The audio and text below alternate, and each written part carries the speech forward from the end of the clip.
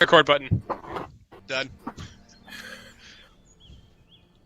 Each and every one finds yourself in the employment of a rather eccentric halfling, Hellman Soulwater. Well known for the benefits and creations he has made, and well known for a temper and attitude that is hard to enjoy.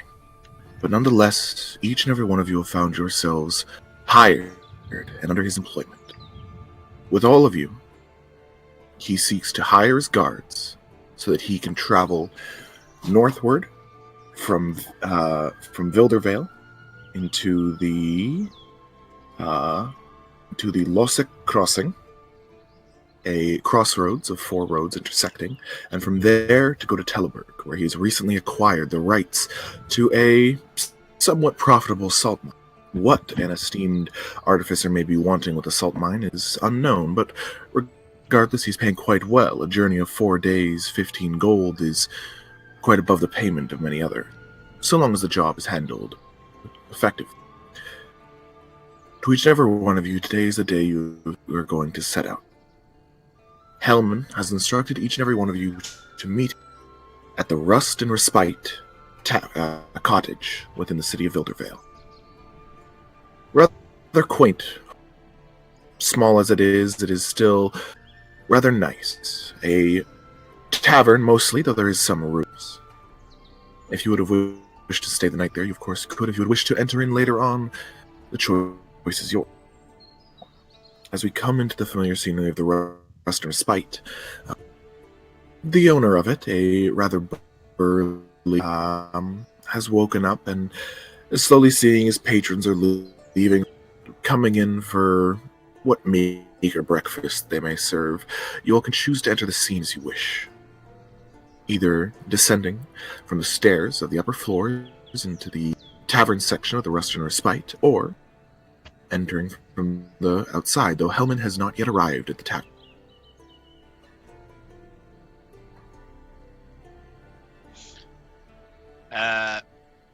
Moonstone will just go over to Gallows' door and just go, "I've mate, yep."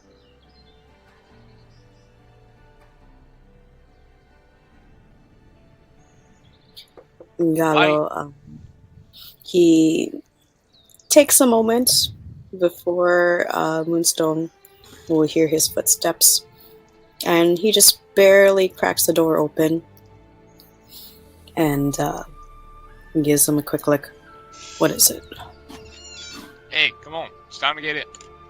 Hellman's gonna be here anytime soon, and we gotta make sure we're all ready to go. All right. Give me 5 minutes. And he closes the door, but before he closes the door, he opens it again and kicks some random person out. I just look at the random person that's like, "Sorry, mate. It's not meant to last." Sure. Heading He downstairs. kind of quickly puts on their robes and entering into the bottom of the bar, you see very few patrons are staying. Breakfast is not something the Rust and Respite is known for, though they do seem to be serving something meager. It seems to be a fried meat of some kind, perhaps a ham, as well as a bit of bread and eggs, scrambled to a delight. You kind of, as you come down, you see the familiar tavern keeper who you've met before. As I said, he's a large, burly human, standing at about halfway through 6 feet. You'd guess there might be some other bloodline mixed in there for the height and size that that his demeanor shows, but there's no visual significance as to which it might be. You just kind of look, more? Anything I can grab for you? Yeah, I'll just take some regular breakfast. Gosh, silver piece for you then. Of course. And Moonstone will give him a silver piece. Sure thing. A few minutes go by before he brings you out again. There's a small plate, a little set of cutlery. Water, ale, what's your fancy? Yeah, I'll take water for now. Good. He kind of reaches back behind the bar. Massive forearms. You kind of see him like pull a pitcher up. He kind of pours it into a tankard and kind of just sets it in front of you. Cheers, mate. And then Kinda- drink some water and start eating my breakfast. Yeah, he just gives you a nod and kind of heads back to his station, seemingly helping whoever's in the kitchen with whatever duties are needed this early in the morning. Moonstone will just open up a sketchbook and just start If anyone were there to look, you could actually see he's probably ambidextrous because he's very efficiently using both hands. But you can see him just anyone there, he's just gonna start working in a sketchbook. Gallo comes down the stairs after a few minutes, and he has all of his garb ready. His hood is down, and he stands over Moonstone's shoulder, quietly watching him, sees if he even notices him. Nah, Moonstone's probably just a little focused on his work. He leans over and mutters close to his ear, "You shouldn't keep your guard down that much." Alright, yeah, sorry. Just got something on the old ticker here. Just trying to figure it out for a little while. Mm. He just kind of like thumps his pen against the table. As a note, by the way, to Zaku and Michael, could you please describe your characters for the rest of the followers? Absolutely. To help give you a visual representation. Yeah, these motherfuckers get to flex. You can flex as you wish.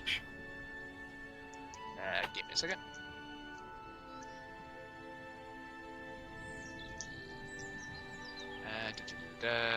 Where is it?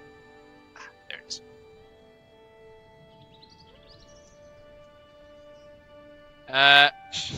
So there is a tabaxi with a wearing a green bandana. His fur is mostly black, although he has these very odd white markings across his fur of his face. His armor is... What? Cat vitiligo. Sorry, I couldn't hold I myself. don't know what that means. I'll tell you after. Okay. He's wearing a... You see him wearing some sort of like bronze-like armor. The edges... Well taken care of, but there's a few scratches here and there, and the very edges of it seem to start to show a bit of weathering, so to speak. Oddly enough, his armor seems to have these colorful glass pieces in it, where you can see a sort of like swirling liquid moving around. You see wires running across his shoulder, down to his right arm, and onto his back. You see these weird, like, scroll wheels almost looking on his chest, along with a knob that points to different colored pieces of glass with swirling liquids in it, and a pair of goggles that just hang ever so comfortably around his neck. On his arms are two metal bracers, though one of them seems to have some sort of odd design with little metal pipes sticking out at the very ends of them, and a little contraption built into the bottom. The pants are nothing really to write home about, though he wears a heavy belt that sort of fashions his tunic close to his form. And his pants go down about halfway until they reach his more cat-like legs, where he's wearing a very interesting set of boots, where you see this like two strips of metal just sort of like on each boot that sort of just kind of run almost to the front of it. And it's just and I'll just eat his food and just look up at Gallows, just like, "Bro, ready for today, mate?" Ready as I'll ever be. And he says that while slumping down to a chair next to him. His body posture is hunched over, as if he's still very much waking up, and yet he is fully aware of his surroundings. And on his person, a half-elf with tan skin and just slightly pointed ears, white hair and a white stubble, just a bit of something on his chin, which I forgot to draw in his token, which I will upload in a second. There we go. He wears mostly dark colors as you look over the rest of him. Leather armor with little gold trimmings, and you'll notice that gold seems to be the little motif of his outfit. There's light embroidery onto his cloak. There is sharp markings and accents on his chest piece of armor that almost look like predator eyes in a way. He has two sashes that are tied across his waist that hold together different bags, his rapier, his quiver, in a dark red leather quiver. They are colors of a muted teal and a sort of burnt sienna cloth. And the designs don't look of something of the north, but rather an area a little bit further south. He has a little metal brace that stays on just between the deltoid and his bicep of his left arm.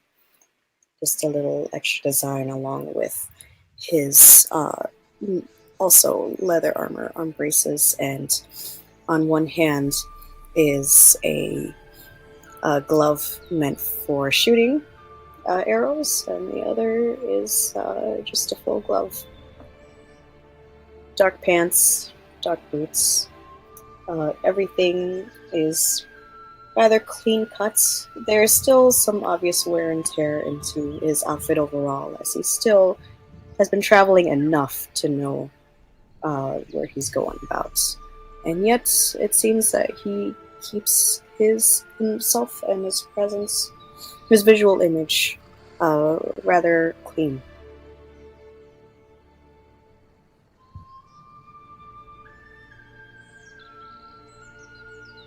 And that's him.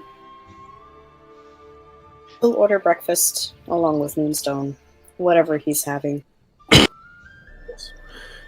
Takes the innkeeper a moment, but eventually he kind of brings out a second plate and kind of just puts it on and puts it out in front of you. Silver piece, by the way. Alright, and flips it over. Sure. He kind of... You see him like almost try to reach for it. He kind of... Then he kind of walks and picks it up. Not the most dexterous man. And he seems to know it. Sorry about that. It's fine. Going is going. Don't matter if I go a bit of dirt on it. And with the mention of dirt,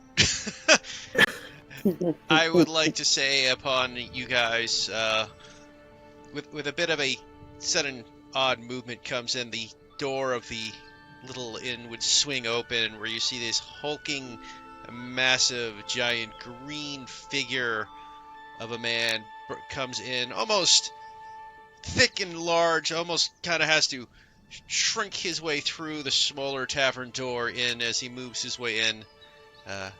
A massive, long-haired, heavily scarred half-orc. A slight, odd, dark, smell of what would be obviously considered a slight body odor to him, as you could easily tell pretty quick, even from a distance. It has been many a day, if not weeks, since he has properly bathed in any sense of the word, but also has the odd mixture smells of what seems like slight herbs and cooking spices, also just hitting beside him in his odd cacophony of a mixture of smell.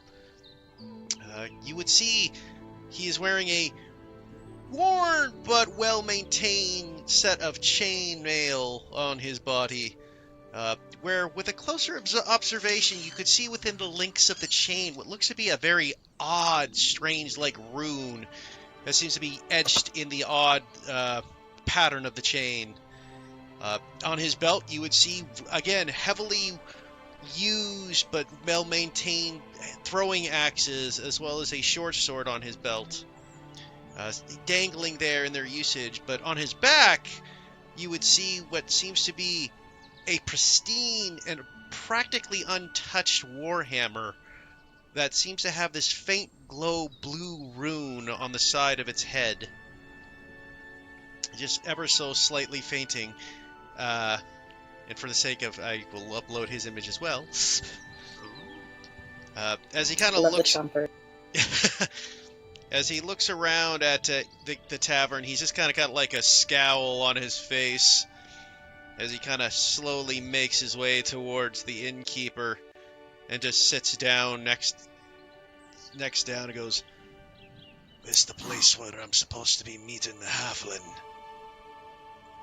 I hope so, friend. I for you to be in the wrong place. Fair enough. I'll get him. He looks around. What do you have to drink? We've got some decent stuff. Iron Thistle Ale or something a bit harder. If you're looking for a heavy drink, we've got some whiskey, bottles of wine as well, if you're not worried about drinking too early. Kind of looks you up and down. Don't suppose you have any dwarvish ales on you? Iron Thistle's, mostly dwarvish brand. Very well. More common in the south part. I'll You take kinda... Oh. Go ahead. I said, I'll take a cup. Worsford reaches down. You see him pull out a tankard. He walks to one of the barrels in the back. You can see them kind of like kegs that are set against the wall, clearly for ease of access. And he kind of just takes it. He pours it out of a small nozzle, kind of like hands it over to you. 2 cup. Slides over the 2 copper. Enjoy. Kind of barkeep kind of just goes back to whatever he's managing right now. It's when he drinks it, is it good? Is it actually good quality ale, or is this kind of like swill he's passing off on my character? It's how to describe this. It is swill, but there's this very clear, like, it's dwarvish swill. Iron Thistle Ale is kind of known as not a bad brand, but very much like a cheap dwarvish brand. It's very obviously dwarvish, though, right? He's not trying to. He's not tricking me. No, this isn't. He's not He's not taking off like whatever he's found. Like Iron Thistle is a dwarvish brand. Yeah, so he drinks it up and he goes, "That takes me back," and just starts sipping on his ale. Sure thing. Moonstone will just... Question. Just location-wise, where is Mr. Half Orc? Grodus, the half orc would be sitting at the bar, basically sitting at the bar table. I'm assuming this inn has a bar table where the innkeeper is, but yeah. Yeah, there's about 4 or 5 tables scattered around, and then there's a bar. There's a bar in front of where the innkeeper's working. I should tell. I guess I did forget to mention he does kind of loom over most of the people around as he stands a mighty 6 feet tall. So Gallo and Moonstone are also at the bar, or are they at another? They're at a table. Okay. Moonstone hearing the mention move as you wish. Moonstone hearing the mention of waiting for a halfling will kind of close the sketchbook and just kind of walk over towards the half orc and take a seat next to him. So, Gallo will eye him and wait a moment. So, you're waiting for a halfling? No, wait, sorry, wrong voice. So, you're waiting for a halfling, are you? As you sit next to him, Grodus doesn't pay you any mind, but when you speak up and took it, you'll notice Grodus sipping his ale kind of slowly turn, hadn't quite realized you were there, and then kind of takes a little odd, taken aback at your form and goes, "Aye, I'm waiting for a halfling." Hellman, right? That'd be the one's name. Ah, good. Oh, I think you and I are about to be colleagues. My character, as my giant character looks you up and down. How tall is your character exactly? I think 6'2". Okay. Looking at your character up and down, he goes, 6'3", my bad. 6'3", okay. Fair enough. I didn't realize I'd be seeing kind of tilts his head. So, Chris, what were the odds my character would know what a tabaxi is? Would probably be a history check, as they're very not common. That's fair. I am proficient, so we'll see. Be about a 10 DC. Okay. Meanwhile, Gallo will slowly slink over and take a seat on the other side of him. You've heard of creatures that are animal-like while humanoid in nature. It's not. Yeah, it's not like what the fuck. It's like, what are you, some sort of gnoll or something? No. Oh, keep sleeping into a different voice. Nah, not really. No tabaxi, really. Tabaxi, I don't think I've had the pleasure of meeting one of your ilk. Oh, pleasure's all mine. And he'll outstretch his hand. Grotus will kind of look down at the hand, kind of semi-curiously, and then hesitantly just take his big maw and put it into his for a shake. Moonstone will give it a hearty shake. The name's Grotus. Moonstone Mountain Hawk. Also, someone's calling me. I'll be right back. I think that's sooner. So you sat next to me, Zaku? Yeah, on the other side, after they do their handshake and properly introduce themselves,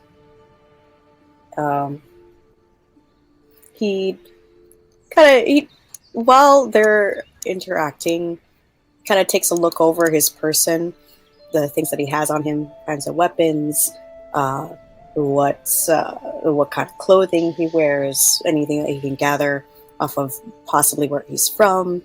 May also be looking at a bicep, but that's not important. I would say, I mean, depending if you want Zaku to roll a check on like perception or investigation to tell what I should give away there. All right. Chris? Sure. What was it in perception or investigation? Yeah, either pick, I would say.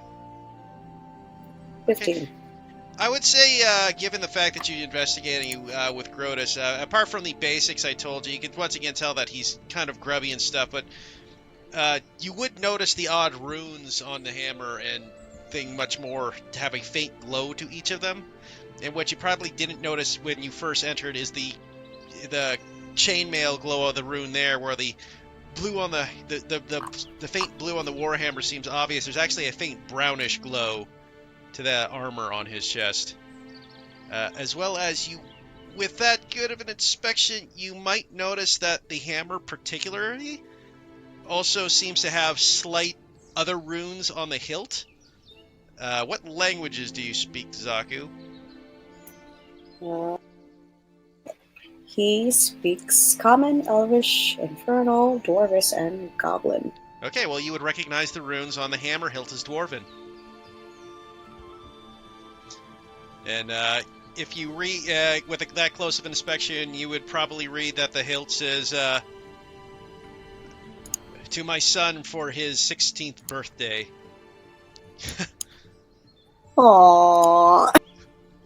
He, at first he's just kind of giving him glances over, and after reading that, his eyebrow raises, and he finally speaks up. Raised by dwarves. He kind of turns over to you. One, is that a problem for you? No. I find it interesting. And he's slung over an elbow on the counter while eating. Keeping eyes up to him, though, paying attention to his expressions. And then he eventually puts his spoon down, and he puts a hand out. We're going to be co-workers, it seems. I see. The halfling hired you as well. Along with him. And he does a little nod towards Moonstone, and he looks back at Grotus. Gallo. Grotus, you're a half-elf, eh? Half-orc. Fair enough. And he goes back to start drinking his dwarven ale, with just kind of like a sigh of...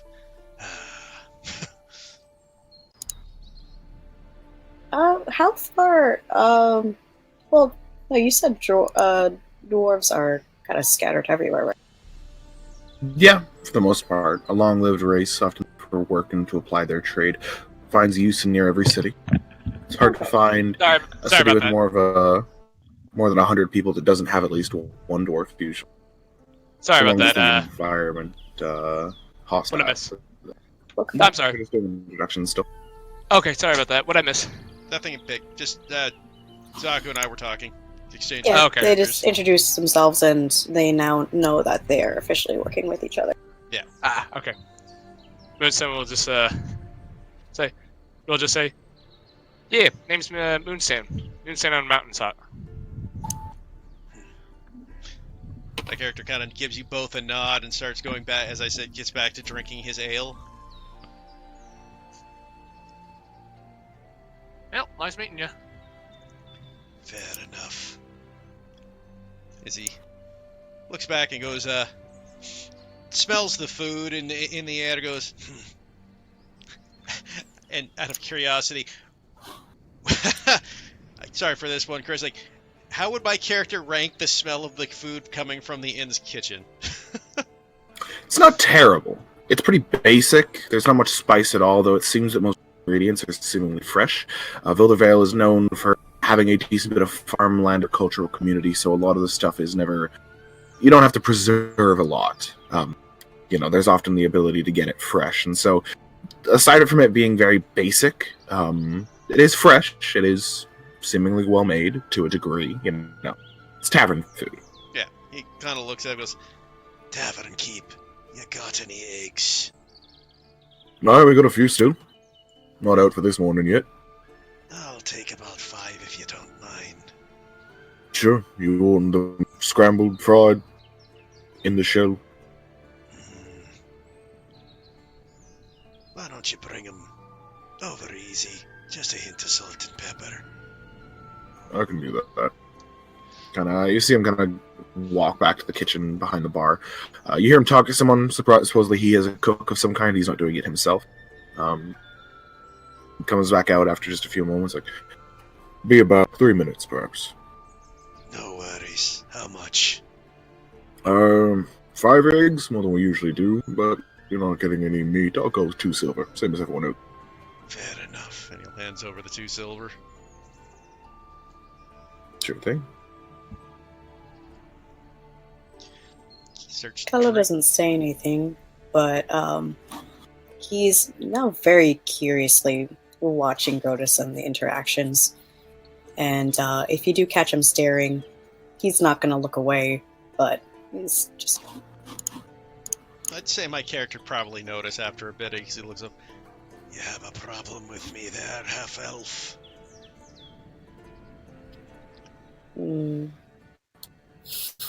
Quite the opposite.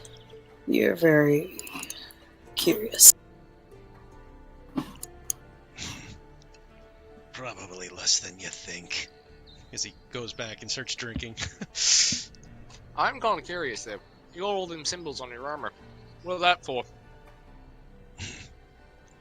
He kind of looks back at you. The runes. My pa taught me. Would I recognize any of these symbols? Languages you speak? I speak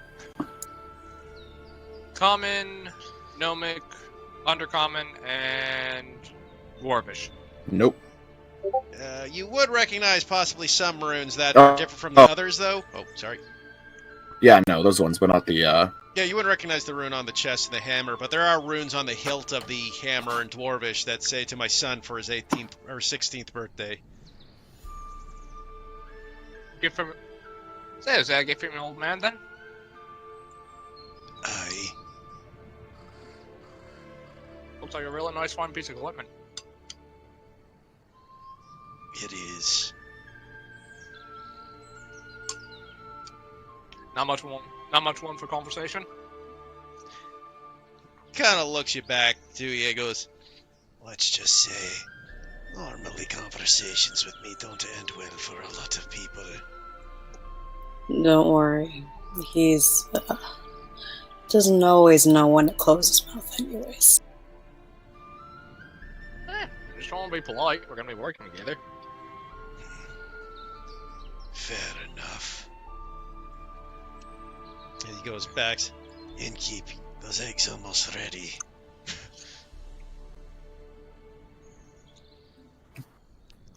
he waits a moment. He gives like one moment. You see him kind of like look into the kitchen door. You kind of hear like what's the sound like a single bell, like a little like ting. He kind of like he walks back. He comes out. 5 eggs, as you asked. He's got them kind of on 2 separate plates, but big for just one. He kind of sets like a knife and a fork beside you.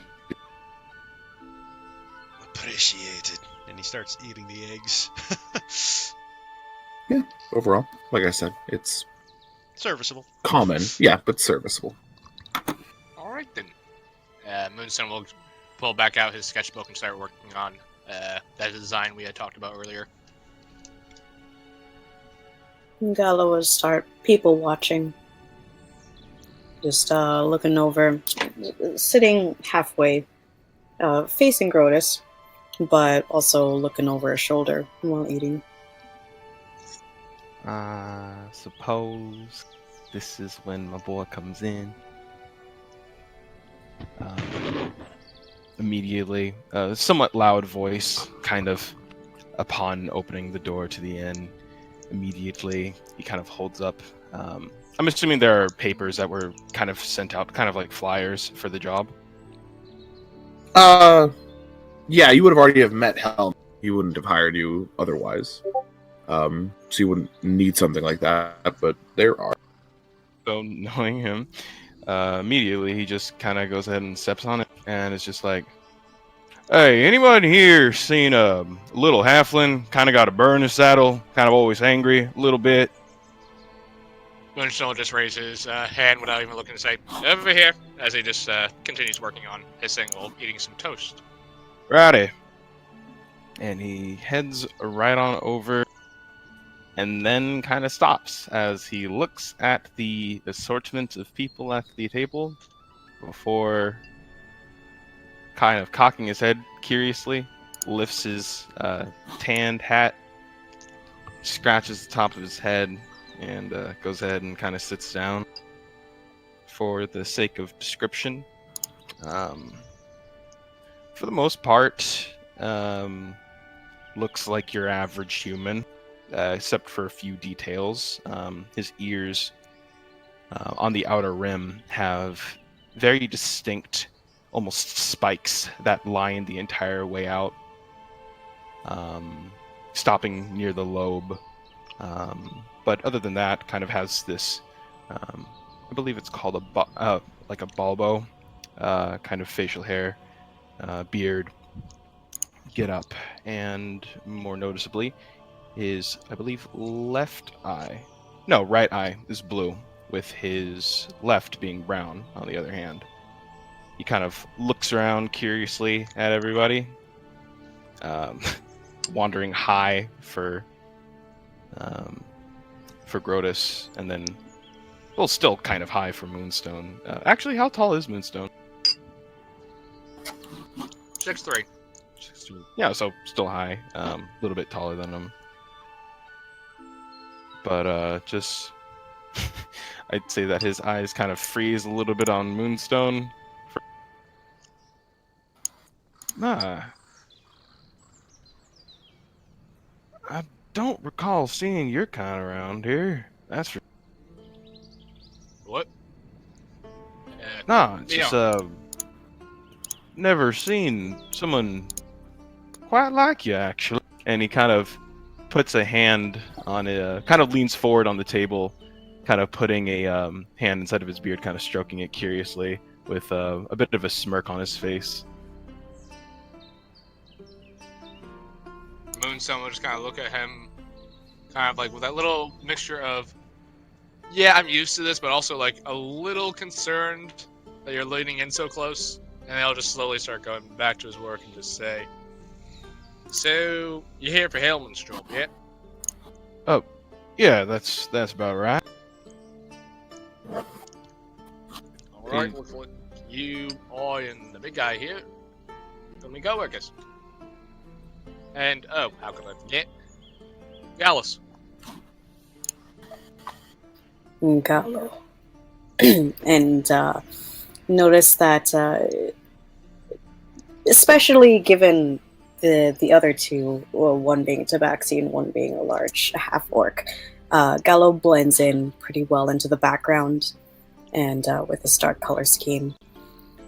But once you would notice, Gallo's eyes have not left this incomer, this newcomer, ever since he walked into the door. But Oh. he gives a little nod of acknowledgement. Newcomer, so would That's it be you. Grotus? Or... Oh, Yeah. Ever since your somewhat loud introduction into the inn, his eyes have been trailing. any reason why I'm kind of feeling a little bit. Oh, that's right. I didn't see you behind the big guy. Well, howdy. And he reaches a hand out across the table to shake your hand. Name's Xavier. It takes him a moment of staring, almost a beat that's slightly past uncomfortably long. But before he can pull his hand away, eventually he'll reach over the table, minding Grotus's space and Moonstone's space as well. And he takes it and shakes it. How good is his grip? I'd say it's pretty decent. That's for sure. Is there anything that Gallo can get off of him? I guess he's basically going to do a perception check for every person that he meets. May I, Mr. DM? Sure. 21. It's odd. He has, how do I put this? He looks human passing, but upon further inspection, you notice that his hair, held down by his hat, even then with very not much of a breeze in the room at all, it actually slightly just whooshes, just a little bit, just a tiny bit. As if there was a breeze coursing through it, but apparently there doesn't seem to be any. And as for fucking sure, those ears of his do not signify anything that is close to you. Staring him down again with the uncomfortable holds, he keeps hold of his hand when he feels it tug away and tilts his head and squints at him. And You, see, normally when you're holding hands for this long, you're doing it for a completely different reason. I'm gonna need you to maybe... You're not human. And then let's go. And stares at him expectantly for an explanation. Yeah, not. Keen eye, I suppose. I've been told I've been looking quite different. Stares at him more, waiting to see Phil spill what he is. He just kind of stares back before curiously looking at the others. Is this all of our people? I don't know. Yeah, just whoever shows up, I suppose. Not sure what the halfling was hiring for numbers. Just knew it paid well.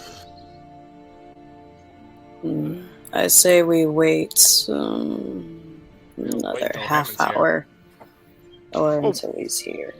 Well, we're waiting for him, so yeah, but I suppose it would be kind of sour if he just ended up being a no-show. Man. I mean, at least we got some interesting company. That's for sure. And his eyes curiously kind of float over towards Gallo, who I'm assuming is still kind of staring.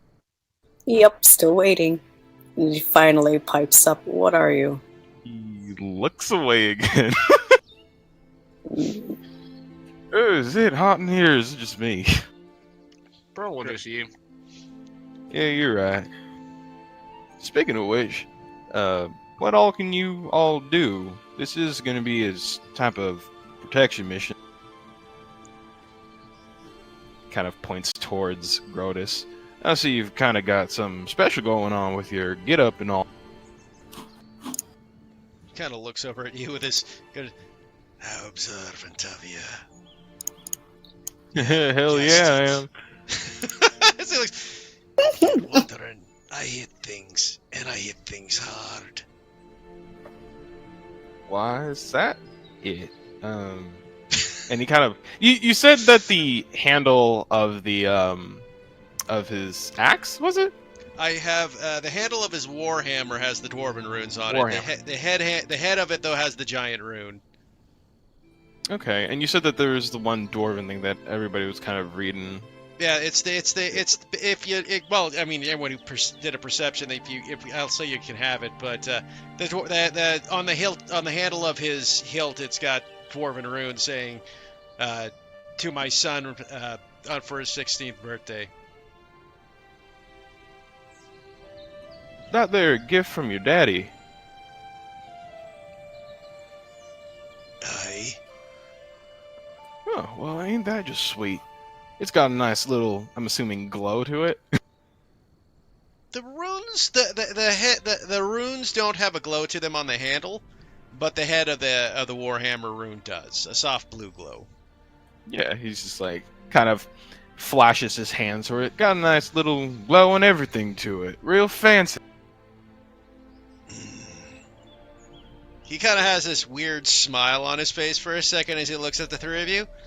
I have to admit, this is rather rare. What's that, Mike?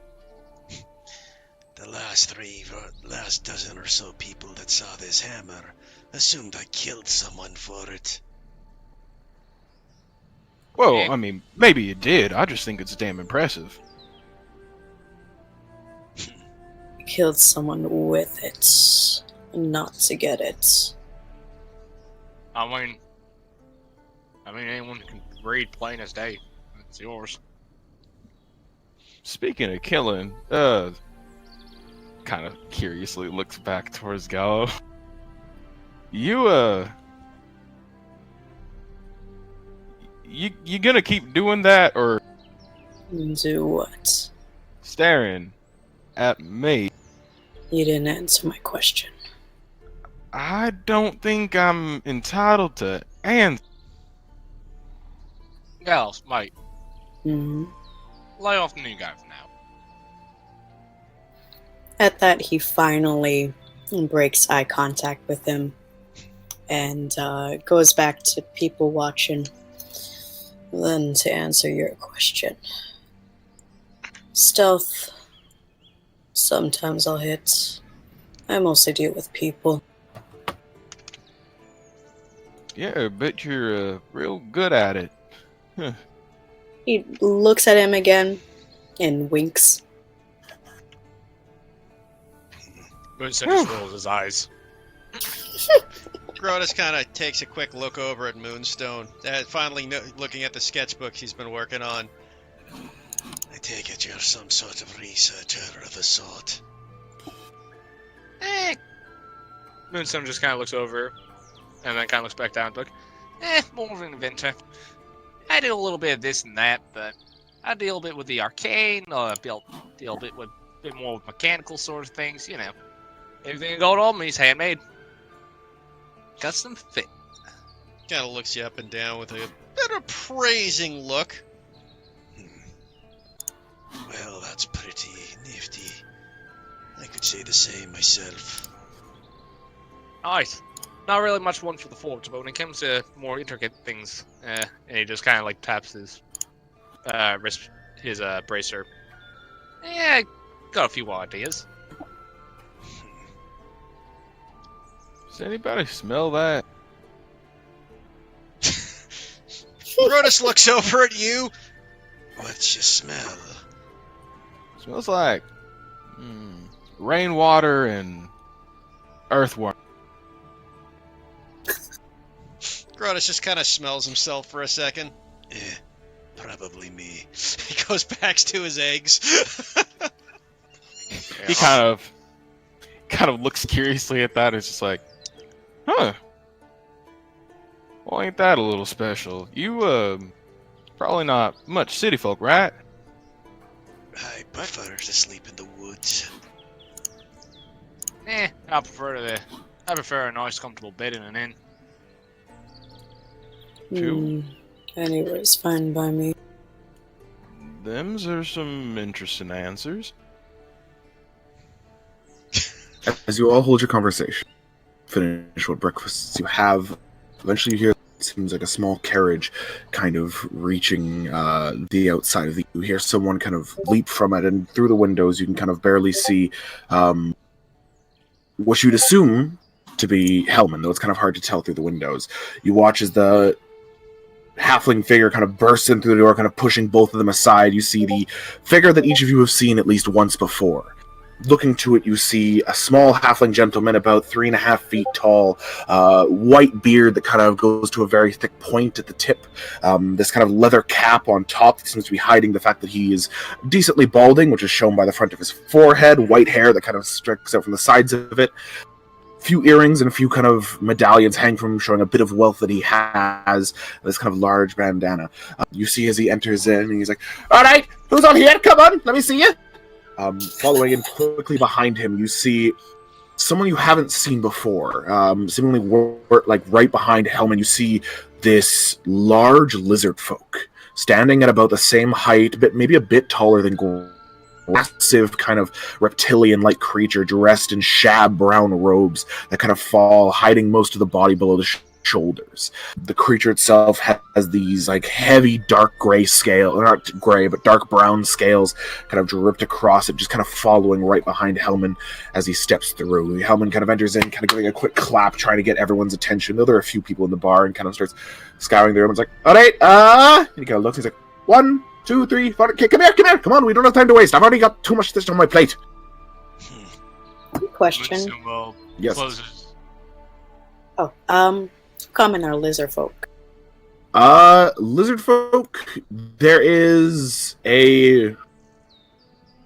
not terribly uncommon. They're very rare to see outside of their swamplands, but you do know of them. Okay. For instance, since you stopped in the city of Edgewater, their swamp is not far from Edgewater. Okay. Moonstone will close his sketchbook and just say, "Alright, looks like that's us." At that moment, Oh no. God. Oh God. with a gust of light wind, you guys can't help but look in the direction of its source. With it comes a flutter of multiple rose petals flying along the direction of the wind and filling the area in a beautiful floral scent. In the center of said billow, you see standing there a man who is clearly the epitome of perfect DNA mix, with luscious platinum blonde hair, a perfectly square jaw, lime green eyes that lay no question to his pure bloodline, dressed in only the cleanest, most elegant armor money can buy, with a large blue cape that reaches to his ankles. Strapped to his side is a long sword and shield, just as clean and elegant as the rest of his dress. Despite the armor, you know that underneath is only the most perfectly sculpted musculature, standing at 6 foot. A man who truly had it all. Stepping in while carding his fingers through his immaculate hair, he smiles at everyone in the vicinity, a dimple dipping in his cheek. "Hello, everyone. It is a good morning, isn't it?" And he turns to a man. He turns to a man standing beside him to give a gold coin. Yeah, you see like this kind of like greasy-haired like half elf who just kind of like walks up beside him, and you kind of like you just hold the coin out. He takes it, like, "Pleasure doing business with you," and he kind of walks Oh off. my God. You see Hellman kind of like turns back to the door, like a flower petal kind of like lands on like the bridge of his nose. He just, "All right, that's 5. Good. We're all here. Hope you're done your breakfast. Wait a minute. We need to get what? What? That's coming with us. Oh, Hi. hello. Are What's wrong with the lizard folk? you Mr. Hellman? Yes, I am. Pleasure. It is a pleasure to meet you in person. Julius Bond declare, and he holds out a hand in greeting. Yes, I take out the silver step I absolutely. have, load it into the gauntlet, and fucking fire at their face! Oh my God. I'm kidding. Hellman kind of like reaches out, like shakes, like, "All right, can we go?" Firm grasps, gives him a big grin, and then looks towards the others. Like, yes, yes, of course. But before that, I got to meet my travel compatriots. Hello, Julius. Son of a- You're a Tell them pretty to take shiny this one, out. aren't you? Too shiny. You're a bunch of interesting folk yourself. He kind of looks over each and every one of you, is just like, glances at Gallo, kind of giving a curious nod of his head. All right, a mini knife here, that's interesting. And then towards Grotus is just like, oh, and the help, that's good as well. And towards you. The moment he says it, you just see Grotus's fist tighten. Moonstone's eyes widen when you say that, kind of like in shock. I'm just like, At you, Xavier is just like, oh no, you're not a human. Strange, rather strange ears. I'm sure we can talk about that later. And, oh, a kitty cat. Moonstone just slowly starts raising the gauntlet. Xavier kind of leans forward, is like towards him, whispering to like not whispering. He's just like, I know he kind of looks like that, but you ain't supposed to say. Why is that? Well, because they're like people, like us, but like, you know, I he don't has know. fur. I've actually. Well, so do you. Moonstone, he Moonstone points will at his just head. lean over- Moonstone will lean over to Grotus and just say, "You and I are traveling." Oh, hold on. Sorry, I keep something in the wrong accent. You and I are going to be travel companions, right? Like, he's in the back, we're in the front. Just to see Grotus gritting his teeth. Pros, I guess- staying away from that asshole. Cons, sitting with people. Oh, this is not fur, this is hair. I mean, here, feel it yourself, it's rather soft. Rather not. You Right, of course, we did just met. Here, hello, and he offers his hand in greeting. Still big grin on his face. He takes the hand, kind of puzzled, but overall welcoming to his inner. Gives a very strong, firm shake. It's just like, pleasure to meet you. Your name? God damn, you got a firm one. Yeah, name's Xavier. Xavier. Pleasure to meet you, Mr. Xavier. And you? He looks towards Grotus. Grotus just looks you up and down. The name's Grotus. Oh, that's very funny. Alright, what's your real name? He just walks up. How tall is your character, Nikki? 6 foot. So yeah, I got 6 inches out. He just walks up and looks down at you. Goes, the name is Grotus. Well, if you're Oh, he pitches his nose. What is that smell? It turns his... Under his breath, kind of off to the side, Xavier just says, "Rainwater and earthworm."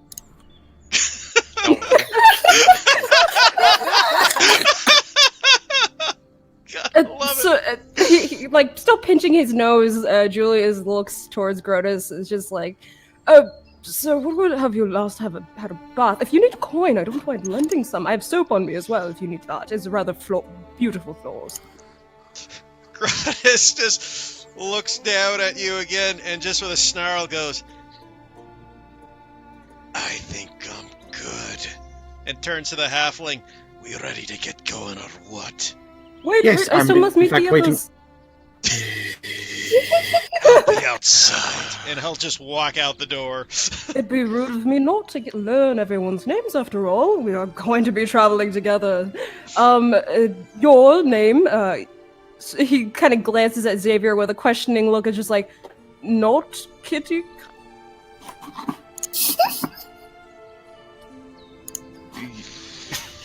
Xavier like looks like he's trying to say something, but he's not that smart either. So he's just like, right. His name's, well, I mean, he can say it himself. He's person, his own person. I was just watching both of them struggle.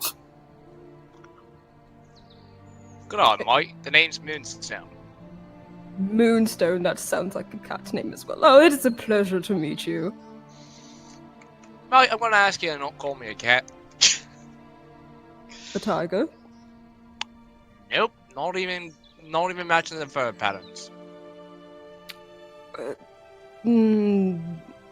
Were you cursed? Nope, I'm a tabaxi. Oh, it's Tabax. I could have sworn I've heard one about that before. Never met one in person. Here, it's a pleasure to meet you. And he holds out his hand. Does he actually? Can I do an insight check? What are you attempting to insight check? If Julius actually was like, oh yeah, Tabaxi, I'm sure you've heard of, or is he shitting? You can roll an insight check. Nikki can tell you their answer. Dep- Oh, damn! He's being honest. Oh, okay. He Yep. won't say anything, but he's keeping an eye out and puts his hood back. His hand is still kind of just hovering in the air. It's just like, very well. Gives Moonstone a pat on the shoulder and. Don't judge me. Oh, right. Is it a petting thing? I'm sure we can talk about it later. And you, my friend, and he looks at your ears. It's just like, yes, Minnie, half-elf, right? Of course. What is your name? Moonstone just starts slowly listening to the gauntlet as he turns his back. Just looking at Gallows, just like, you give me the word. I side eyes him, ignoring Julius's question for a second, and says, "Not yet." Then turns his eyes right back to him, Offers giving him a hand. look over. Moonstone will leave and go meet Grotus. Again, similarly to Xavier when he had put out his hand, he waits in a comfortable mount before taking it, noting his grip, and giving him a look over. With a 15 perception, anything interesting to note? You would notice that he seems to have a couple rings on his fingers. One with an insignia on it. He also his armor seems to be just like without any dents or any dirt or anything on it. Okay. He takes note of those. DM, would he recognize the insignia? Roll a general history check.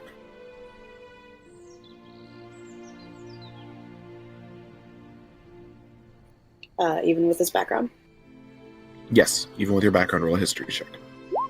Ah ha ha ha! Big no. It's definitely not an insignia that's local. Okay. You don't know as to what it may be. Julius continues firmly shaking his hand, just still that big grin on his face. Pleasure to meet you, Gallo. Mm. And continues shaking it, looking over, and trying to figure out what the insignia is, but after not coming up with anything immediately, he eventually lets go. And as he lets go, he tilts his head a bit. Julius. Yes, Julius, born declare. I would watch your words if I were you. Whatever do you mean?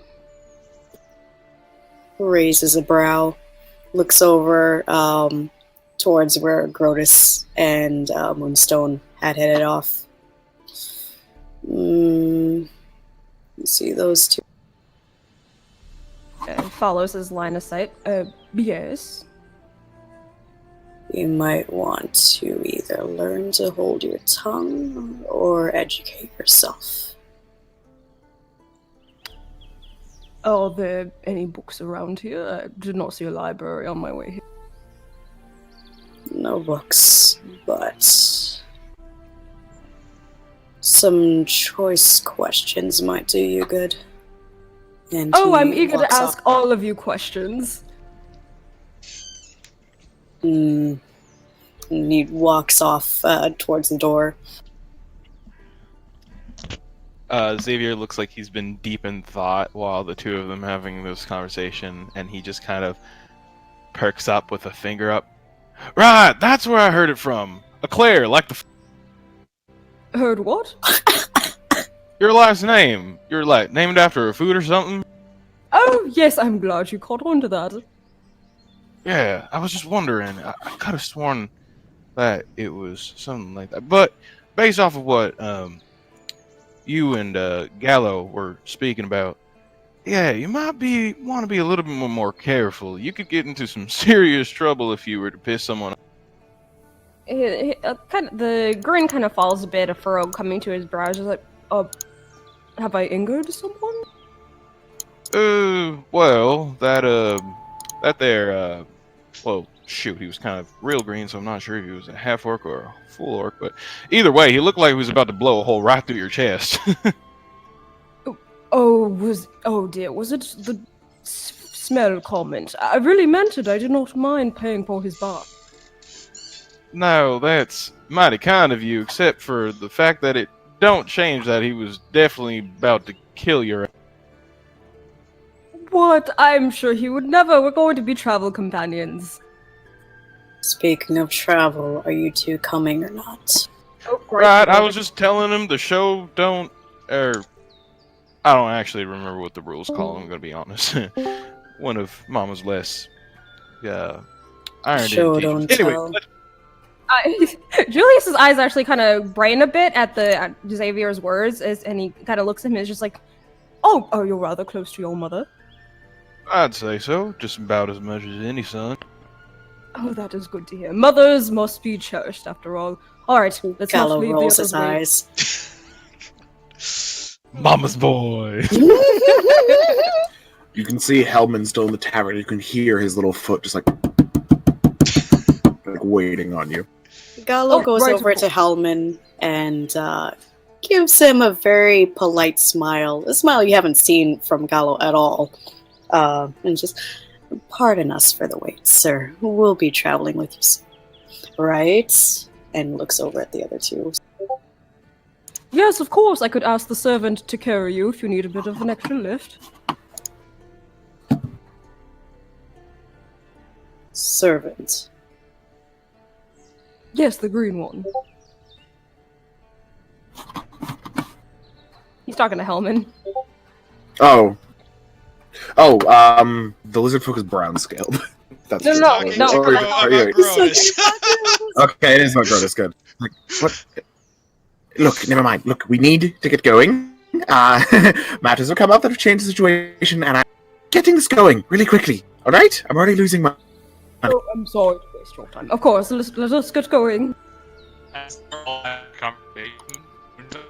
Oh, Michael, you The are breaking up robotic- something Michael, you fierce, are buddy. dying. Oh, you sound Cannot hear you bad. at all. Beep beep boop boop beep. Beep, beep, beep, beep, beep. He's a robot cat. RoboCat.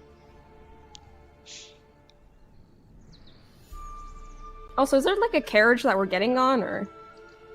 It seems to be as you leave. There are 3 horses, 2 of which are tied to a small carriage, which is filled halfway to supplies, but should be able to hold a decent amount of people.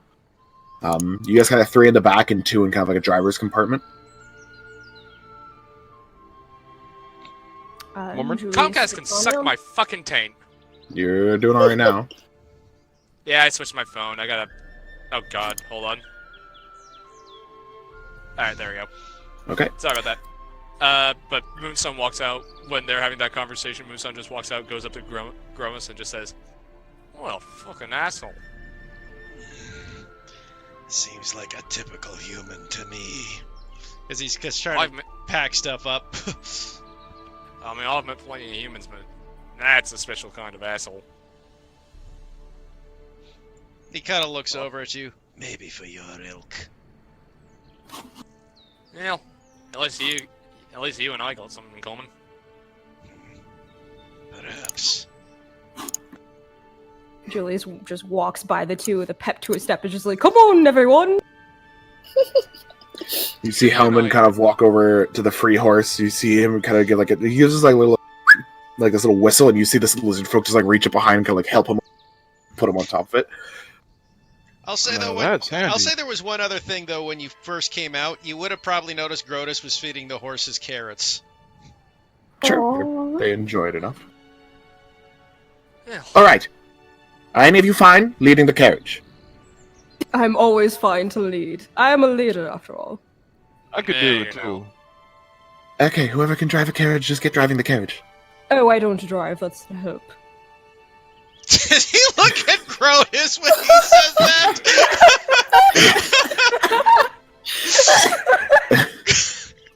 Elma just kind of turns to Xavier, like, all right, Xavier, you're driving the carriage. Right.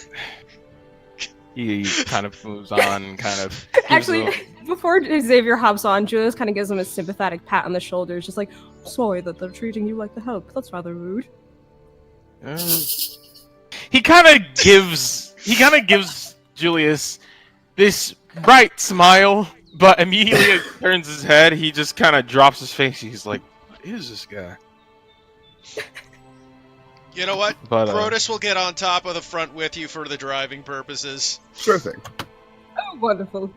And the three of you get in the back. It seems like that large lizard folk is just walking behind Hellman's horse.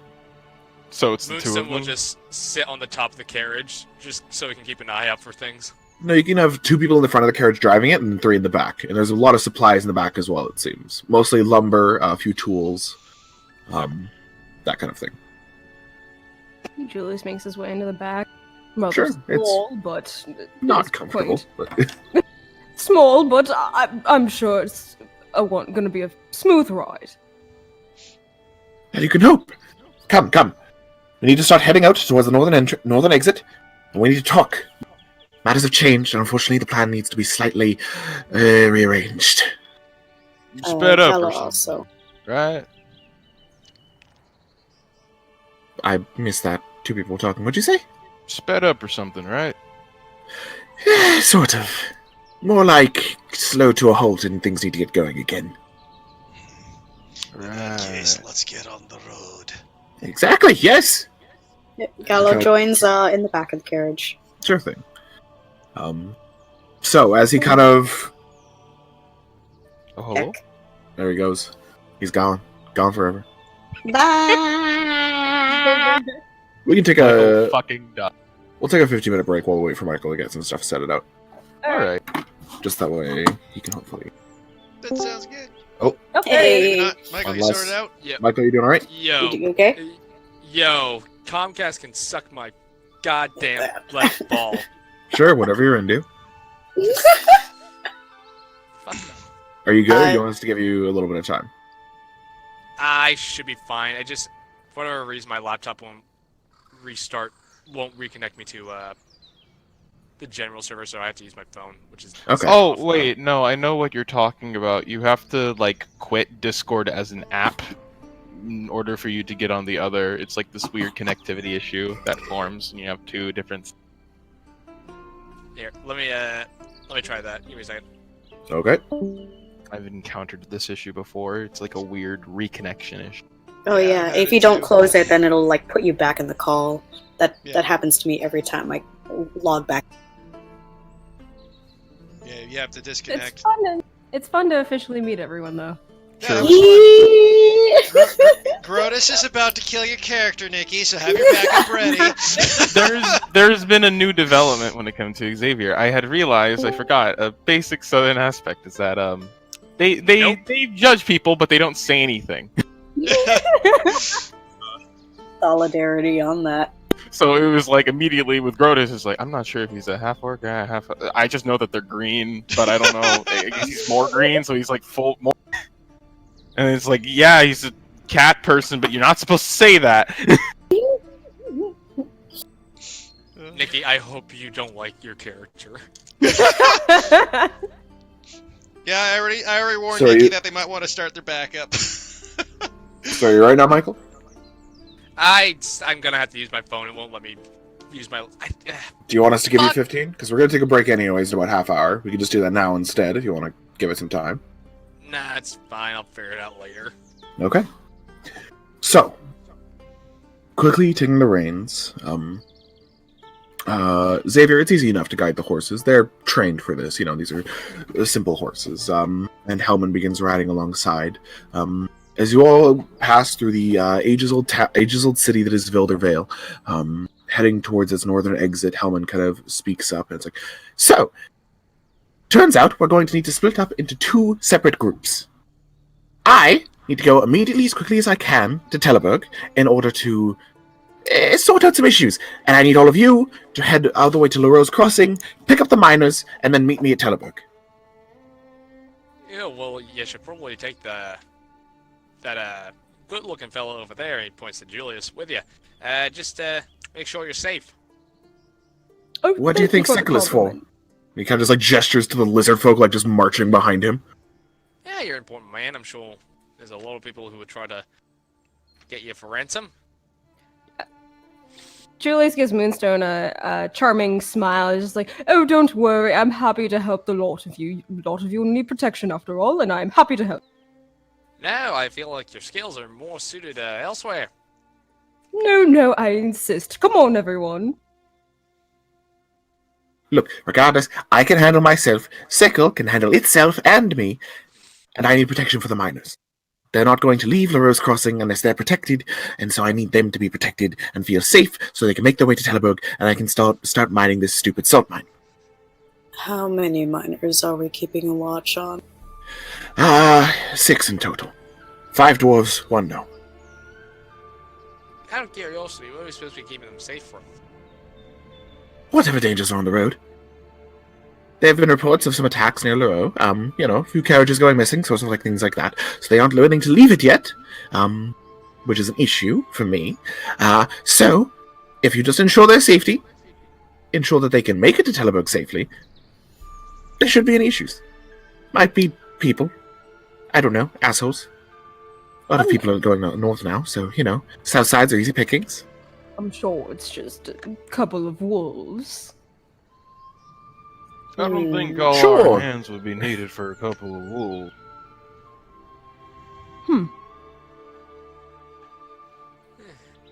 Any roads that you suggest that we take?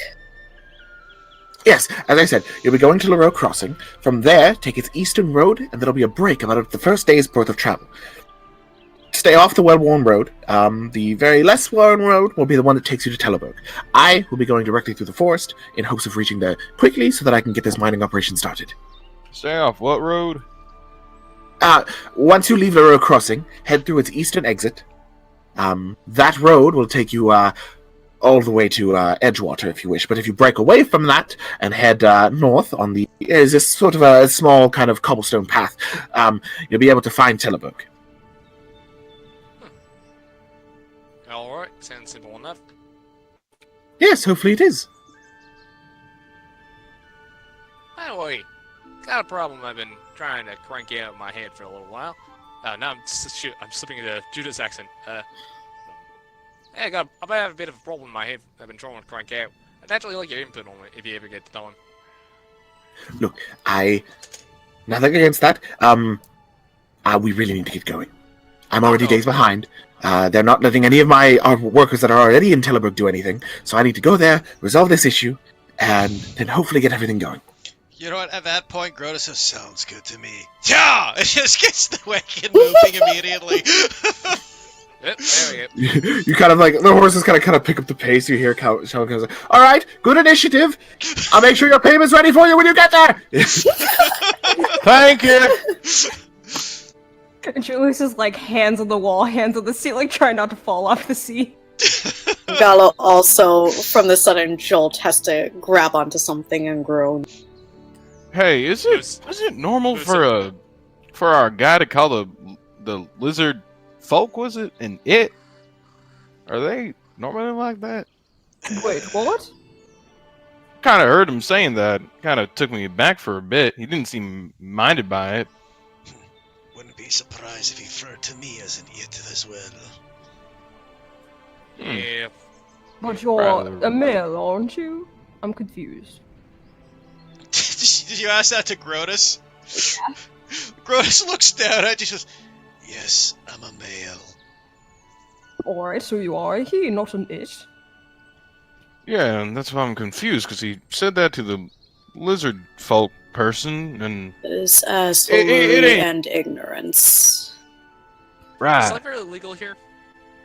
Yes. Slavery is legal in most human kingdoms. And I'm assuming Hellman probably would have one. No, I said it's illegal. Oh, illegal. I think you said Yeah, it's very... When you have a lot of gods that kind of worship life and prosperity, slavery is not usually a needed thing. Got it. Within kind of the Pharaoh lands and kind of most of the northern empires, almost all the northern empires, it's very illegal. So to say, yeah, Sproul just doesn't really care to get to know people around him. Yeah, I suppose I'm just, I don't know if you can tell, but I'm kind of new to these parts, so I'm still trying to learn everything. I'm rather new myself. Whoops. Oh, trust me, I could tell. What? How so? Oh, right. I'm sure it must be the, I do know I dress rather expensively. Look like a bouquet of flowers, so to speak. Looking up and down, can Moonstone kind of evaluate how much what he's wearing is probably worth? Roll a general intelligence check. Alright. How many eggs Julia sucks daily? See, intelligence?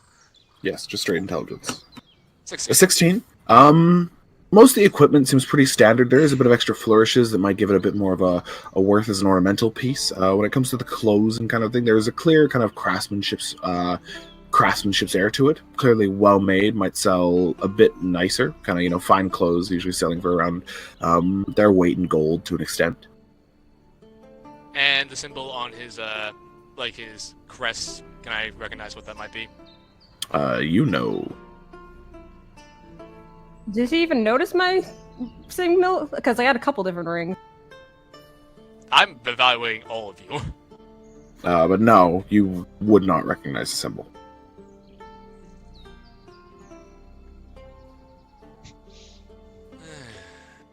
What is the insignia? He pipes up, given that he was wondering about it before. Where are all of you from? Yeah, well, for me, small town, probably ain't heard of it. Kelly. I'm from up north, from a rather well, a bit of a small and noble family, but we've got a bit of a name to ourselves. Names after food? Yes. Did you know that the first part of Bon Declare, Bon, for Bon? Afraid that's out of my expertise. I can't help it. Grotus kind of goes, that explains why I think he's such a candy ass. Did you say something, my dear friend? Looks back at you. Oh, nothing to worry your head about. Gallo snirks into his hand. Speaking of which, Grotus. Aye. Not that I mind being kind of crushed by someone of your company, but if you could scoot over just a little bit, that'd be nice. I don't think this was made for big fellas, per se. Oh, he kind of looks at you and goes, sorry about that. And he does actually You're scoots fine. over. Yeah, I imagine that giant guy over here and him, he would just be kind of pushed to the side, but he finally gets a little bit of purchase. I'll also say, just because my guy actually has terrible dexterity, he probably just kind of plopped on and pushed regardless. Like converging plates, smash his thighs together. I guess there's one thing you would have noticed when he entered the inn. He has a bit of a clumsy step to his massive size. Like, he's not spatial aware at all. Wonderful. I love that. Gallo also pipes up, just wouldn't mind being crushed by him. Moonstone rolls his eyes. Hmm. You are something special, aren't you? Are we Kind of able to looking back. Are we able to see the front of the carriage from where everyone else is seated? Yep. Alright, Julie is gonna quietly take out a little bottle and hold it up towards Grotus and make like a squirt motion with his perfume. Do you squirt Grotus with perfume? But wouldn't the perfume like go in the opposite direction because they're moving? Just right back into your eyes. Just ah!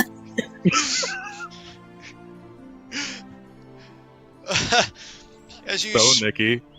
squirt Grotus with perfume, he goes, "What in the?" He looks over towards Julius. Did you just spray me? What did No, you... well- Hey! Put that shit back. I'm kind of flammable. I might actually end up blowing that thing up. What? You're Lamb. flammable. I don't see fire on you.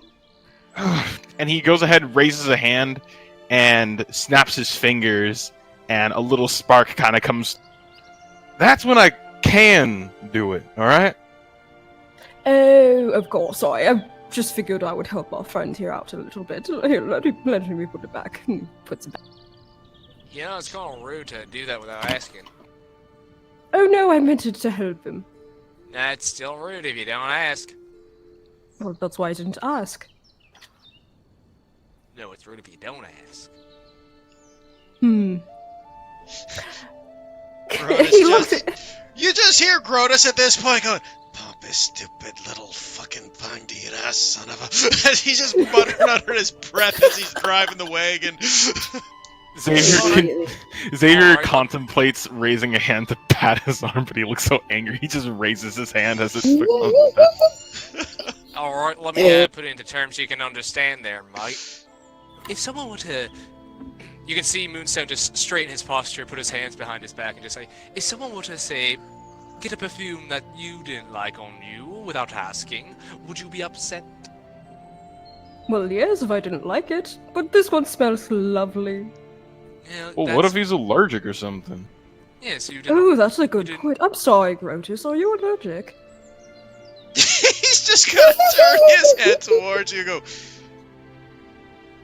"If I say no, you're just gonna spray me again later, aren't you?" Well, I'm hoping that later we have a chance to have a bath. Grotus turns his head back very slowly, the grips on the reins, whitening his knuckles once more, and you watch him as he reaches into his bag, pull out like this giant slab of what looks like very good beef jerky and just starts tearing into it. You want me to maybe steer for a bit, Grotus? You look preoccupied. I'll be fine.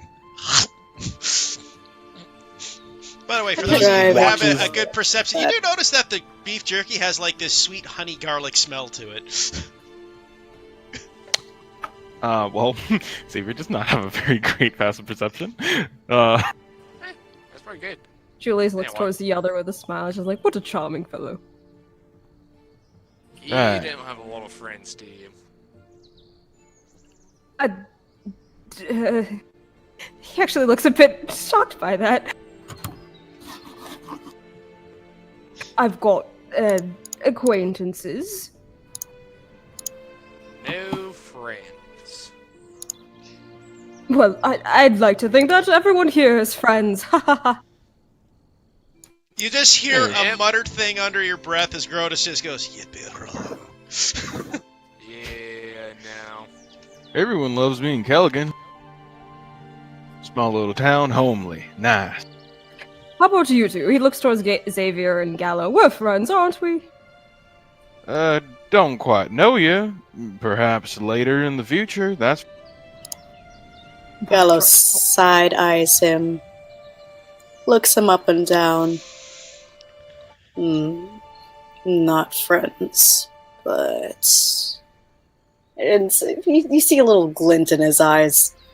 Not something something out of the gutter, but he doesn't say anything. We'll see. Alright, give it time. I understand. I'll say Yeah. also. Oh, sorry. Hey, Xavier, do you want to trade spots? nah. Home over here with the horse. Alright. I'll say as Grotus is kind of just starting to keep moving the wagon along, and after a few minutes he kind of calms down and he turns to his companion of Xavier sitting next to him and goes, "So, you got the magic touch, do ya?" About as fine as I can make it. Yeah. Why? Not many roles with that talent. I can see why you were hired at least. Are we talking about magic? Your hair moves without any wind. Well, there's plenty of wind right now. I'm assuming you made that judgment back at the. Back at the inn, I noticed something was a little off. Well, I know I may look a little strange, but promise you, it's nothing too alarming. I will say though that with that previous, Grotus would have been able to see it, but the others probably wouldn't since he was facing forward. But when he had done that little fire trick before, his brown eye had lit up to something of more of a orangish red for that quick moment. Grotus would probably look at that and goes, "That's inherent in your skills, the eye thing." Yeah, can't really stop it. It just kind of happened. I understand. Just reaches into his pack and starts pulling out some more jerky. Yeah, You, wasn't nice. Got any more of those? Oh, would you like some? If you don't mind. Oh, of course. He looks at you. What would you prefer? Honey, sweet and sour, sweet chili, Huskin barbecue. It just starts listing off like God, flavor I after want. flavor.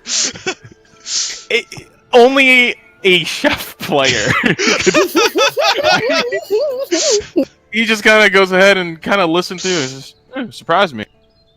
Okay. Well, this is something I made recently. It's a bit of a bold Tuscan flavor. Bit of mixed with some horseradish and as he hands you his large strip of jerky. Can all go and try that? Sounds good. Pass If one you'd here like. too. Grotus starts handing out the jerky to the party. What is this? What do Actually, you mean? pretty damn good. It's a road snack. You ain't ever had one before. It's seasoned dried meat. Very good. Gives it a little sniff. Well, worth a shot. It takes a little nibble.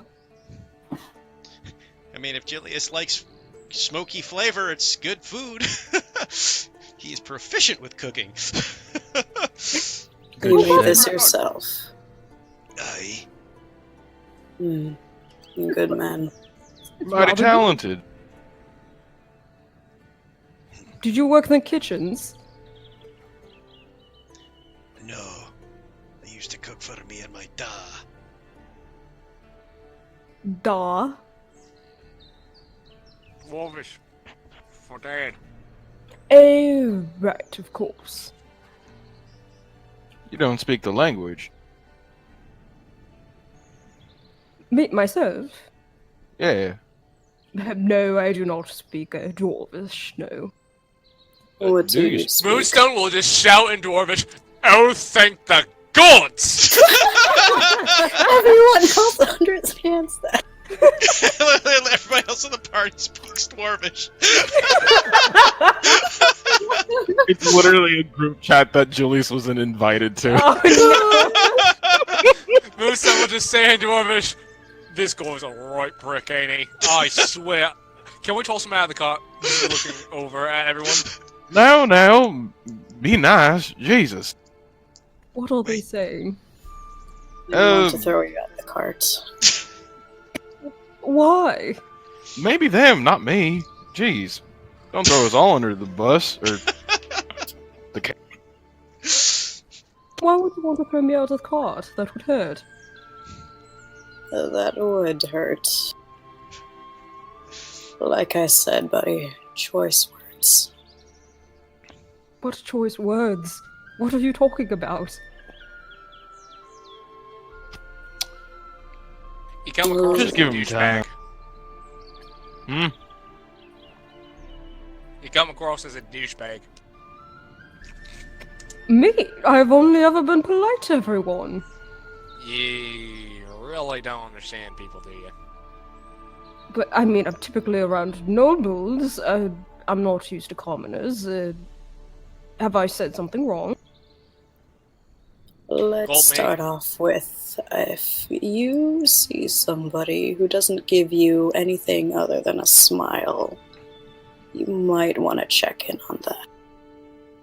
I mean, usually people around don't usually smile, so I figured that was normal. Pleasantry is more like. Sorry, continue. Anybody ever tell you that you're a bit presumptuous? Presumptuous. Me? Good, I thought I pronounced that right. Yeah. Oh no, you did. You pronounced that correctly. Presumptuous, yes. Oh, wonderful. But yeah, it's just I don't know. You kind of hard to say. It's just kind of walked in, kind of called big old buddy here the head. Is he not? Think he might have introduced himself as that. He big. Literally Oh. same position as you and me, Mike. Oh, he's part of the party. Yes. Oh. Yes. Julius turns to Grotus with a furrow to his brow and a frown on his frown on his face. My apologies, then. Grotus kind of is a little, kind of like looks at him and goes, "Fair enough. At least you apologize. Better than some." He says as he keeps getting the horses, as he keeps driving the wagon. Well, of course, when you do something wrong, you want to apologize. Why'd you say that, Rotus? He kind of looks over to you. How many half-orcs have you known, lad? With a kind of bright smile, he just kind of.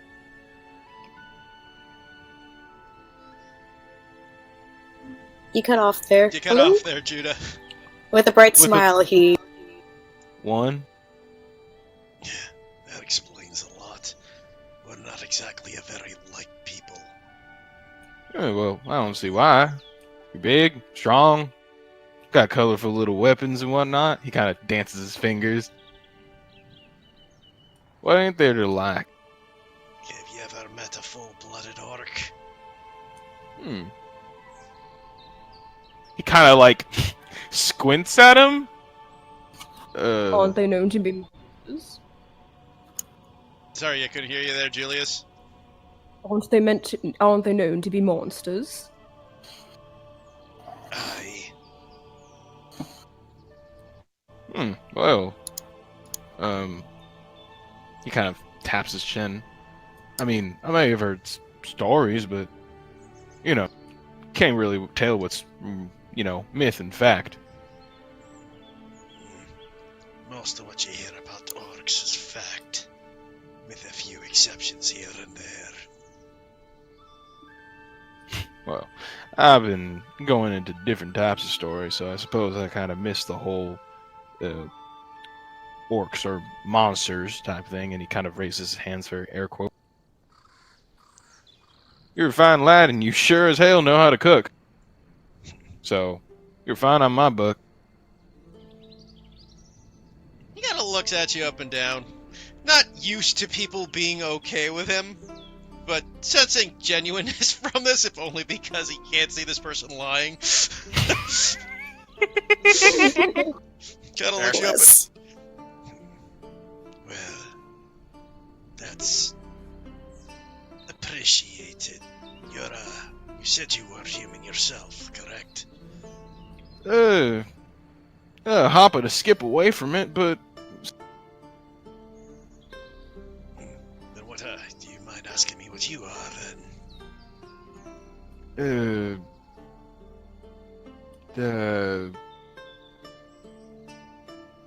Yeah, got a Do you monster. know Never what you mind. are? If it's not too much for you, your business is yours. nah, it's just he looks like he's trying to say something, but his mind is looking less on the lines of, I don't want to tell anybody to, there's an answer I'm supposed to give here. I don't know. You don't know. I don't know what you are.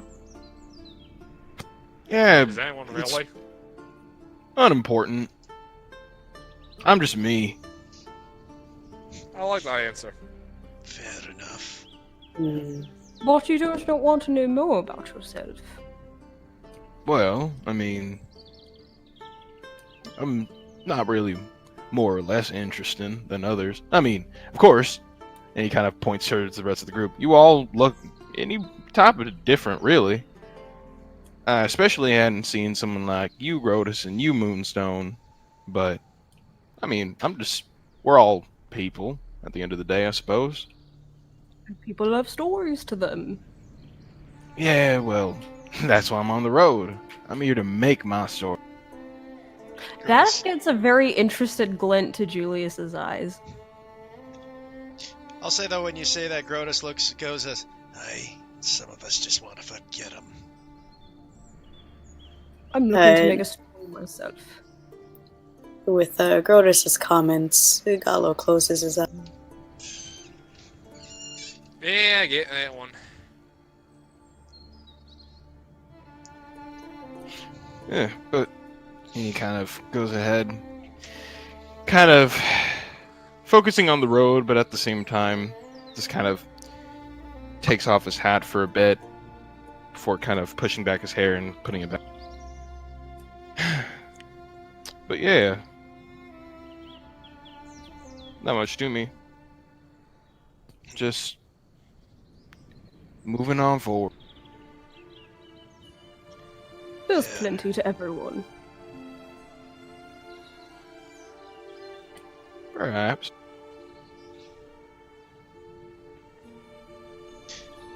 So as Grotus continues moving the wagon along too, he kind of turns back to Julius. Finally, goes, "Then in that case, what's your story, pretty boy?" Like as a wide smile on his face. Why, thank you for the compliment. Well, I'm sort of in the same boat here as our friend Xavier, only just as him, making a story for myself. Yeah, I noticed with your shiny armor, you don't have many dents in it. Well, it is brand new. I've battled plenty of monsters and evil creatures. Such as? Do tell. You're Sure. inciting? Yeah. I suppose I will 13. as well. Oh yeah, I don't believe any of this shit. Grotus doesn't give a shit. I think he would believe him, but I'm just doing it anyways because. Oh God, Lord. Huh? Sure. Nick, you can tell them what you want. What you believe they find with those insight checks. You believe me? You did not roll that high. Grotus looks back and just with that. "Oh, you say you've been in lots of fights then. What was your most yes. recent kill then?" My most recent kill. Let's think. What was it called?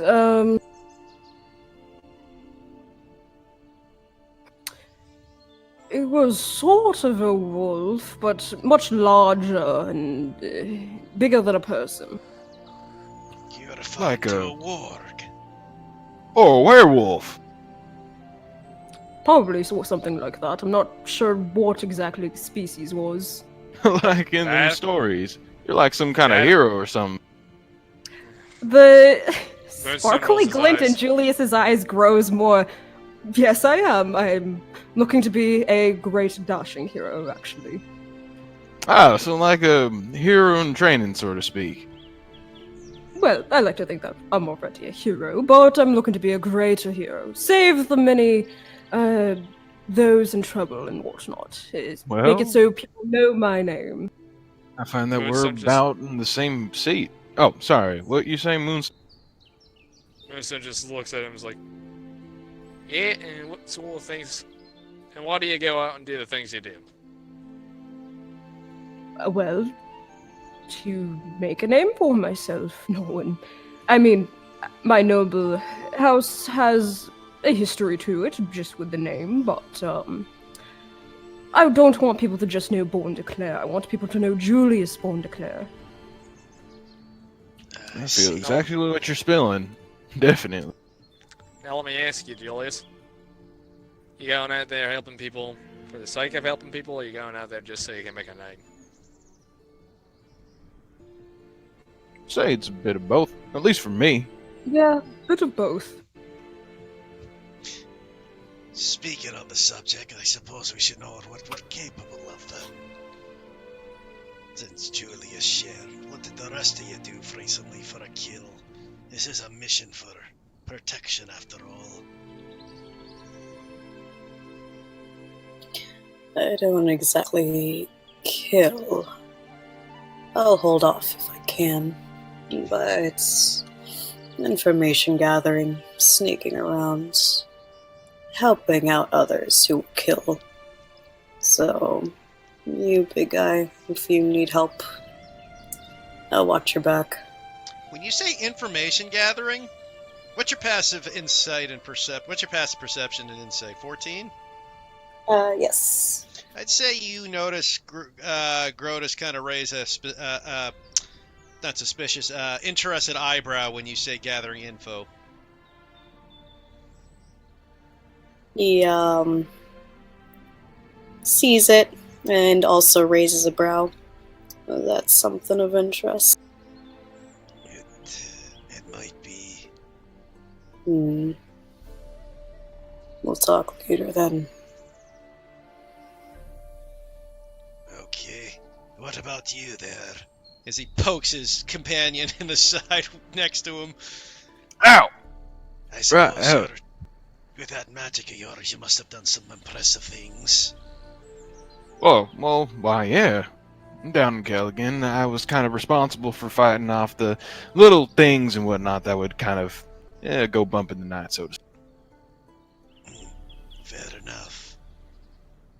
What sort See, of little you're- things? I mean, everything that you can find down, up there.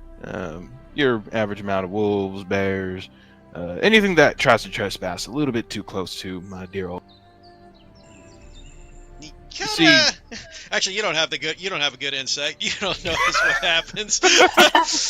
Though I will say, though, for your case, though, Zaku, for your character, you kind of notice when he's just like killing the wolves and bears, anything that trespasses, he kind of got like a bit of a scowl on his face at that comment.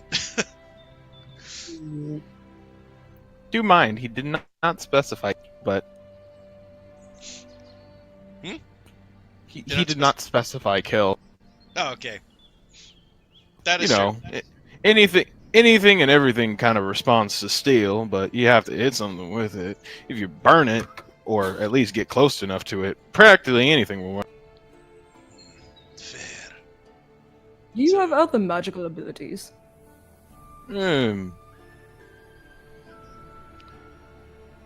Just mostly fire. I see. You have a pyromancer, eh? Yeah, more of the sort, I suppose. You mentioned you do it when it works. Is it spotty? Well, fire's fickle. It can be somewhat inconsistent at times, but for the most part, I've got a pretty consistent record. I'll have to use it for helping with the cooking fire, then, maybe. Oh, yeah, definitely. Just point me towards the wood and I can ignite it. And what about you, Moonstone? What's your combat experience? Honestly, more of a problem solver than a warrior, but I can get myself through a scrap with a little ingenuity. Have you ever had to do it before? Yeah, a couple of times. Fair enough. So I Let's just guess say I'm we. also a bit more confident keeping you you all up if something bad happens to you. Oh, are you a healer? Yeah, something of the sort. More of a physician than anything. So do you not have magical capabilities? But who's it? Yeah, sort of. What was that word you just said there? Capabilities? No. Physician. That word. Yeah. Oh, think of it kind of like a doctor. Right. Oh, right. So you patch folks up. Kind of. I've got a few things here and there. Which reminds me. Hey, Gromus. Grotus. Grotus, sorry. A lot of names. Accent's a little thick. Aye. Yeah, I'll toss you a flask. Catches it. Or barely catches it. Again, not very the most dexterous party members. Like, fumble, fumble. What's this for? When you get into a scrap, you feel like you're in a little trouble, drink that. Kind of looks it, gives it a sniff. Fair enough, appreciated. And he'll put it in his... Just hang it with the rest of his gear on his belt. What does that do? Let's just say it gets a... If you ever find yourself in a little bit of trouble, that will help get you out of it. Right. Alrighty. You got other... I mean, I kind of see you kind of got gizmos and gadgets kind of popping out of you. You got a purpose. Oh, everything on me is going to purpose, mate. Damn. Well, mighty impressive. I personally don't have quite a knack for that type of stuff, but good on you if you do. Let's just say some people fight with their muscles, others fights with their arcane abilities. Me, I found a little spot in between. And who does everything? Hmm? And then there are people who are good at everything. Never met someone like that, personally. Oh, nice to meet you. You Good just son see rolls his Grotus. eyes. You just hear this grinding of teeth as Grotus keeps going. I'm not too sure about that. I mean, looking at you, you ain't got no ranged weapon, and I take it that it would be pretty difficult to throw that sword of yours there and Oh, I've got magical abilities. magical abilities I can snap. That can what? Snipe. Yes. Interesting. Though I of course Alrighty prefer then. to be upfront in the fray. Where a true hero should be. Moonstone rolls his eyes. Less Phrase. work for the people in the back. Grotus just grumbles with, the fray's not for heroes in the front. It's for those willing to kill. Xavier shoots Gallo a friendly wink once he says less work for the people in the back. He gives him a little brow waggle. He takes his hat off before kind of just placing it on his lap. How far are we from this town? I don't... Jam, Chris, how far are we From Teleburg or from Our from- destination to the miners to meet up with to them. the Lareau crossing? It's about a 2-day travel. Okay. How long have we been? Are we getting close to having to set up Getting- our camp for tonight, or Yeah, is there town we're hitting? First night. Okay, I'll say No, Grotus. yeah, there's no town between Vildervale and Lareau crossing. I'll say after a while of riding, it's like, it's getting pretty late. Perhaps we should start finding a campsite then. Yeah, I mean, you said you live out in the wild or something, right? Maybe you could find us. Among the wolves and bears. Aye. Wait, if you're not the help, then who's going to set up our tents? All of us. All of us? Oh, You ain't ever been camping before. I have not, but no better day to learn than now, I suppose. So, Chris, should I roll a survival check to find a suitable Oh, campsite? How long's this journey supposed to be? 23! 23? Nice. Yeah.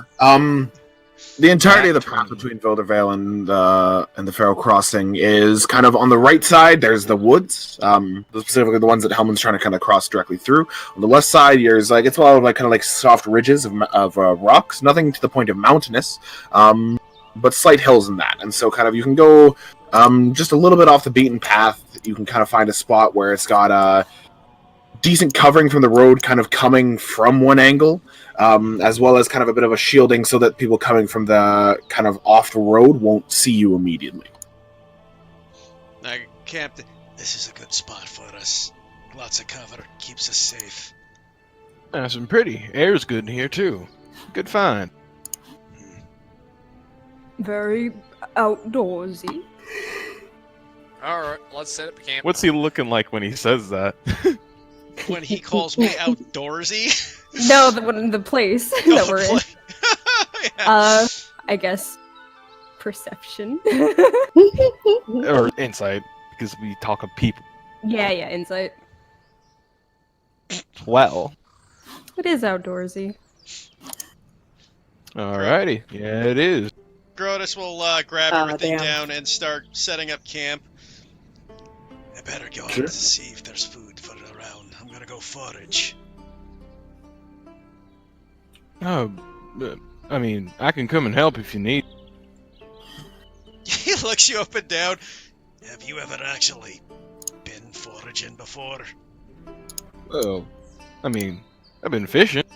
I take it that wrangling no fish wouldn't be different than wrangling any kind of points in the general direction of the bushes and branches and everything and whatnot. He kind of looks down at you.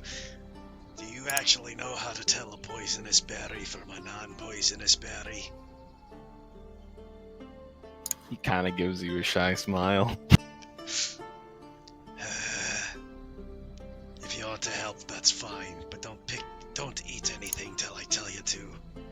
Yes, sir. And he follows and stuff. All right, guess I'll start setting up camp and getting a fire going. Julius is gonna watch everyone set up their camp, and then very awkwardly and clumsily try getting his own. Need help Come there, over mate. here, pretty buddy. I'm sure I've got this. No. You need to Come put over that here. piston, then put the support right there, and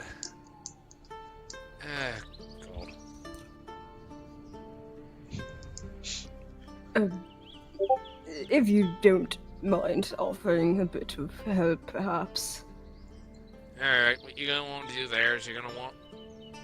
Alright, mate, what you're gonna do is you're gonna put that piston, you're gonna stick it right there. All right. Make sure that you keep the sport up here. All right. He very diligently follows your guys' instructions. Alright, next you're gonna set up the bridge. Well, link the two sides of your tent together to make the triangle. Does that as well. And you should be done. Takes a step back and then places his hands on his hips with a content look on his face. Just like, well, that was easy. The more you know. The thing about the fire. And he walks him over. Dig up some stuff. Make sure it doesn't touch the grass. Some rocks around it. You're good. With my hands. With your hands. You have gloves on you, don't you? Does he have gloves on him? He has gauntlets on. But nothing actually covering his bare hands? Yeah, they're covering his hands. Yeah. Are Xavier and Grotus near this fire setting? You could be if you wish. You'd probably be going a decent ways just to, I mean, Grotus is Actually- going deep to go get some realistic berries and foods and other smalls. With my wanderer feed, I can feed the whole party this way, funnily enough. Oh, yeah. Yeah. Oh, well, you're not. Grotus is gathering all the supplies the party needs to eat tonight, as well as any type of spices and herbs he finds on the way. Sure thing. Let's take this roll survival check. Can I help him? Are you proficient? I am. Sure. Oh, Go ahead. okay. Advantage then. Mm-hmm. 17. Nice. Nice. Sure. Kind of looking through the couple hours there is before nightfall, you do manage to scavenge what you can, catch small game if need be. The forest itself seems quite healthy, and finding a source of water isn't that hard either. You can refill your water skin as you wish. As you kind of look through the 17, you start to kind of see signs that this may be a decent bit of bear territory, but you don't see any. You just can kind of start to see like the signs of it, scratch marks in that same claw-like formation. Yeah, it won't be a problem. If any of them get close, they sure as hell do not like fire. I wouldn't worry about them anyways. Bears generally don't attack people unless they feel threatened. Speak like you have plenty of experience. Kind of looks over at you. I have a bit of an affinity for animals. Yeah, actually same. Horses, other farm animals that may have been around down in Kelligan. Loved a lot of them. Fun to deal with. Interesting. My case, more of the wild. Bear, Oh deer, yeah, wolf. definitely. Or what was that? Is it like things like bears and deers, wolves? No, the things you'd have to go pretty deep to find. Typically. I don't care staying next to civilization if I can avoid it. Anything particularly? Oh yeah, right. You said that they don't treat your kind all that nice. Makes sense. Why you wouldn't want to be around them. He kind of looks you up and down, a little impressed that you were able to help with the survival check. I'm a little amazed that you actually know your way around here. Yeah, just a little bit. Kind of help my mama around her garden. Know what's healthy, just not entirely the kind of holds, clenches his neck and just kind of makes types. Fair enough. Well, looks like we got the supplies we all needed. In any case, good time to head back for us. Y'all get the fire cooking and we can get dinner on the way. Alrighty. Yeah. Smells like they I'll might say as you already be up to it. I'll say as you guys return, you just hear Julius's voice go like, "But I don't want to get my gloves dirty." Well, too bad, pretty boy. You're out in the woods. You don't have a choice. It's either dirt or blood. You know what? I am just going to, for the sake of this, say I'm going to walk up behind Julius and just shove a whole thing of food into his chest. He goes, "Why don't you make yourself useful and peel some onions?" And walks towards the fire to set out his camping stuff for cooking. So, right. do you have a knife I could borrow? He looks over at you, pulls a knife out of his bag, and just kind of lops it at you. Julius starts very badly carving into the vegetable. Moonstone's just gonna get a camp, just start get a fire started. He actually, while he was kind of walking by, Xavier, with a flick of his hand, rather nonchalantly, he just kind of shoots a small bit of flame that kind of has like this weird reddish sparkle to it, almost. Before kind of noticing you, who was probably on the way of doing such, and he's like, "Oh, I'm sorry, were you handling that?" I mean, I was. Sorry, it's just, Yeah, just fire's kind of my thing. Son. Yeah, it's fine. Just one next time, that mate. Don't want to get burned. Yeah. Harry's having enough to me already. Gallo doesn't say anything, but he notes the little red sparkle of the flame and how different it is. And he's curiously staring at it. You, say with your whole doctor, what's it? Physician. Physician, right. You get burned often? Yeah, I say I'm a physician. More of a purveyor of alchemical substances. Yeah, and that causes you to get burned off. Burned, stained, bleached, sometimes electrocuted, all sorts of things.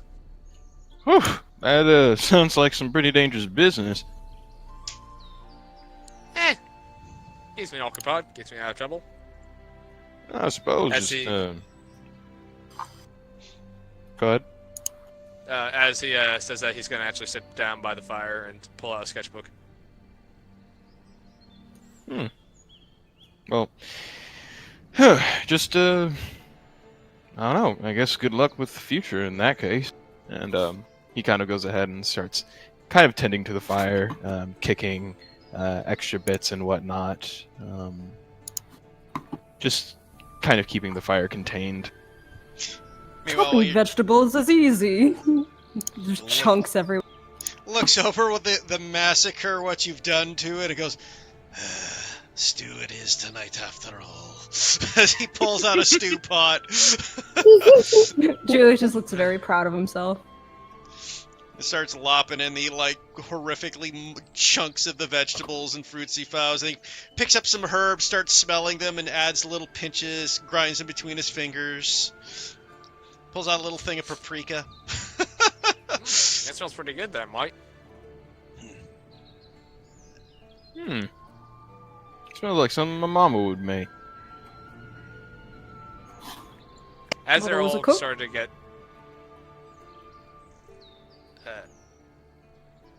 What'd you Go say? I said, mother's a cook. Well, just about as any mom. Right, of course. Takes a seat. Yeah. As you take a seat, you just kind of notice Grotus goes, yeah, of course. What is that? He kind of said that when you said Julia said yes, of course. Grotus just kind of agrees with you on that statement. And Gala also side eyes both of them as well. And then watches Grotus do his thing. Keeping note of ingredients and the way he adds them, the timing that he does. He basically adds the meats and stuff that he had pre-cooked with the strips of meat he had to add to the pot, as well as the vegetables to boil up and cook, and then starts adding each spice one by one. Occasionally taste testing it. Seems Now that is intoxicating. Smells good. We're as rather a- spoiled on this, hmm? As a... What was that, As Gallo? a... We're rather spoiled on this trip. I mean, I don't mind being spoiled a little bit. Julius looks those. very confused by that statement. Tired of these dried ass rations. You are saying something, Moonstone. Yeah, I'm just saying we're... Quite lucky to have a good chef such as you. Appreciated. Have you ever wanted to work in a kitchen?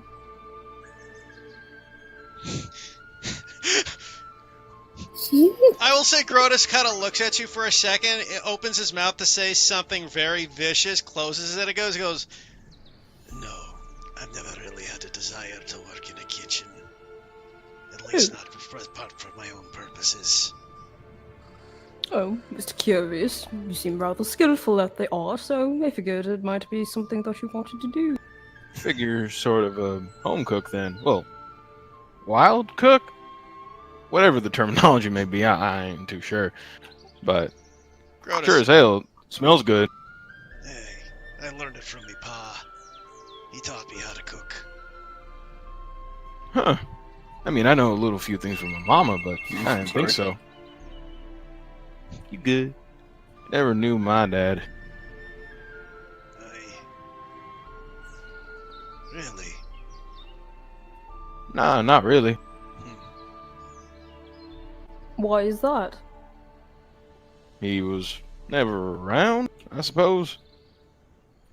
Gala's eyes look up at him for a moment at the statement, and then goes back down to watch the pot.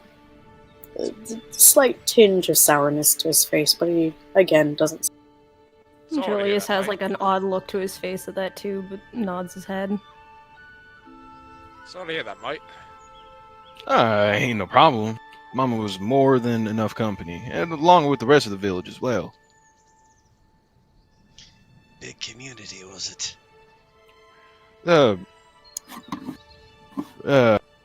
For me, before I got here, and well, everywhere else. How many people? Give or take 50. Sounds large to me. You see, that's what I'm talking about. I thought it was large until I started getting around these parts and what. Cronus Yeah. kind of starts stirring his pot. Frankly, sounds about 40 8 too many people, too large. Wait, Sure as hell ain't as peaceful as some other places. I mean, if you want to see big, you go to the cities. Oh, the place has got a lot. well, Not my exactly. home. Not my speed, but bet sure as hell is interesting. Meet all sorts of people Oh, there's there. always something. Yeah, I've met all sorts of people when I lived in the cities. Good people, bad people, shitheads, sometimes just doofuses. Lots of different types of people. He Yeah. nods at that in agreement. I as well. City boy, Ariel, yeah. Oh, Yeah. not myself. I'm an adventurer. Hell Shrugs. yeah. City boys, Lord, I suppose. Yeah, not gonna... I'm sorry to cut this short. That phone call was my mother, and her car is dead. I need to go help her out. So we'll probably end the session here. I'm really sorry about that. no! Canadian winter. I'm really sorry. Yeah, It's no, okay. It's okay. So we'll end there. We'll start up next week at the end of the first day, or at the next day. Really sorry. Totally no. bad. But Save your mom! it's not saving. She just needs a car. About your boosted. mom. Anyway, really sorry. Enjoying it so far. If you have any questions for your characters, send them over to me. I will work with you through them throughout the week. Really sorry, but yeah, we'll pick up next week. No, No, guys, this is thanks, fine. everybody. No problem. Yeah, Life really happens, sorry. you See ya. Dude.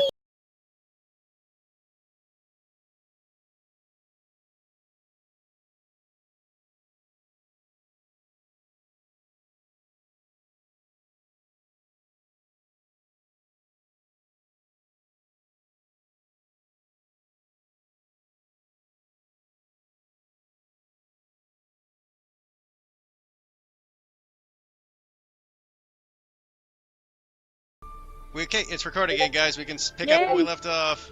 Hey! Where were we? So we left off, dads are shitty, and some people agree. And then that's where Yeah, but like I said, not too much going on. Just 50 so people. It's not. How about the rest of y'all? You all kind of got colorful means and whatnot. I will actually mention this. Someone who dresses like Xavier. I don't think any of you would have met someone like that. The hat, the get up. Yeah. Would Nah. we even know what a cowboy is? Mm-mm. It's just the culture.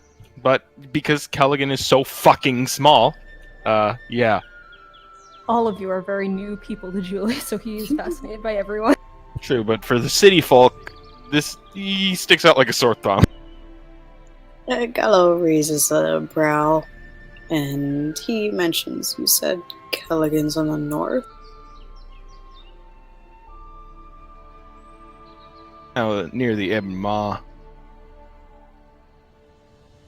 Damn, I can't make a roll to see if I know that area or not. But we'll say that he doesn't. And Those are pretty notorious mountains. If he has a map, he knows. okay, I guess it's the same thing as knowing like the general mountain ranges of, I don't know, like the Rocky Mountains. Everybody kind of knows where that is. Yeah. Yeah. So he knows then because it's pretty big mountain range. Everybody knows.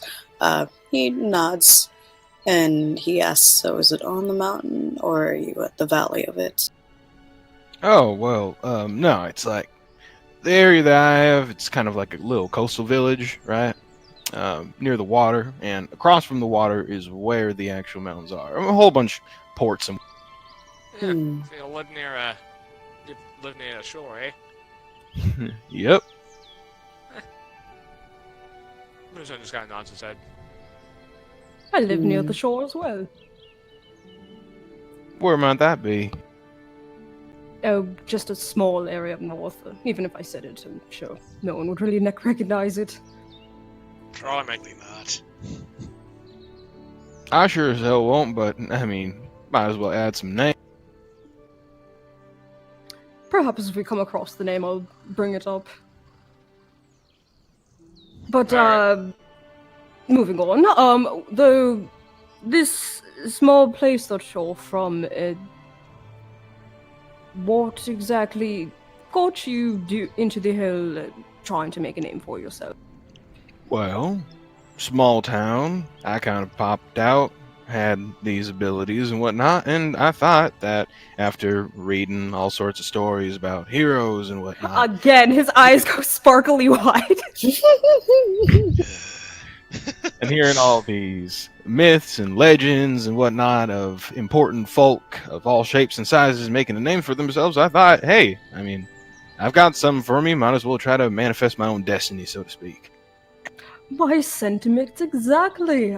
Stories I was read so many as a boy, especially from my mum's age. She would read me all sorts of heroism in fairy tales or actual biographies of heroes that are known, and just that life and that name that they made for themselves. It's just, gosh. I'm two peas in a pod, the both of us. Then, same thing with my mom. Oh, your mom as well? Well, yeah, she would read to me all sorts of things, you know, kind of helped broaden my horizon beyond the little village, you know. Same for me. Helped broaden my horizons outside my home.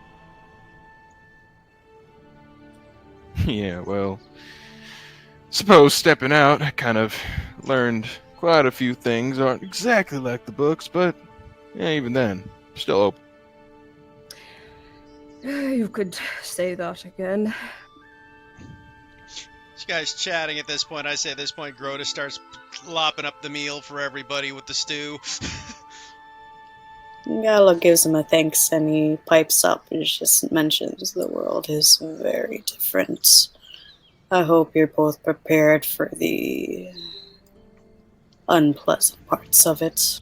Oh yeah, plenty of stuff out there. If I wasn't prepared, I would still be Thank you. wrangling in fish. Also, thank you. And he gets his bowl.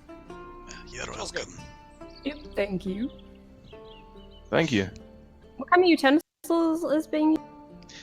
Bowls, and because it's a stew, it'd be a spoon. It would be spoons, which he all has, because I have the cooking utensil kit as I purchased. He picks up and it looks at it with a curious look. It's just like, do you not have the little tiny spoon? Are you referring to the dessert spoons? Yes. This is a Traveling light. dinner. There, mate. Yeah, traveling light there, mate. He looks you up and down. Is like, I suppose the Lord Mighty also wouldn't mind having a fish fork as well. Why would So I it eat said, stew with a fish fork? A fish fork. That seems a little strange. He looks over at you. You never heard of a fish fork? Not quite. Not the way that we personally prepare fish. It's not for preparing, it's for eating. Well, yeah, but I mean, we just eat it with a fork. Didn't know it had a specific name. Then again, I suppose you kind of are all cooking savvy, so I wouldn't be surprised if you knew a few things I didn't. Oh, there's a variety of different names for a variety of different utensils. Really? You're gonna have to walk me through them sometime. we're all too fancy. To To be You fair, just need two things and you're done. you gotta laugh. Them big- To be Go fair, ahead. most of that fancy cooking I know only because of the books I read. I've never actually bothered to use them. The fancy utensils. Aye. Well, It's it is a tape delightful setting. experience. In I don't know any about case, I you, hope but I that feel spoon's like- good enough for you anyways. Forged it myself. You made them yourself? Aye, the whole cutlery set. In fact, the entire thing I used to cook, I forged. Ooh-wee. That's mighty impressive. Smithy, right? Aye. Me pa taught me. Nice. It, Bit of No, so bit of a builder myself, actually. oh, Little strange that they're not made of gold, but they're nice to look at too. The hell was Just- he made out of gold? Gold soft. Not No, to mention gold gold can actually utensils. be gold can actually be toxic when it comes into Consumed. contact with certain acids that can be found in certain types. Never mind. It's not. Metal can be toxic. Damn. Oh yeah. Yeah, you ever had a you never see a knife stabbed through someone's gut? Call it pretty toxic. I get it. He kind of smiles and... this is different. From how you've been saying, I suppose it is, but clearly you seem to be enjoying yourself, so I'm happy to. What's It's different? Cooking for Dude. others. I haven't done it since... He kind of stops for a while. What is that? Gallo eyes him in his expressions. No one worth cooking for, he says as he starts stirring the pot. I'm glad you find us worthwhile. He looks over at Julius and just like, some of you at least. He goes back to stirring the pot. When he says that, Jules kind of gets like a bit of a furrow to his brow and then looks at the rest of you guys, just like, have one of you upset him? Xavier just takes a loud slurp of the stew. Also slurps. You ain't good at reading people, are you? But I think I'm rather alright at it. Why? No reason. And He'll as he's warm eating, up he'll go to back. you. Moonstone will go back to his sketchbook and start working on a design or something. What are you sketching now? I remember how I was telling you I need to get a little bit more defense in my kit here? The shield. Yeah, shield. Been trying to figure out how to get the spring mechanism to load properly.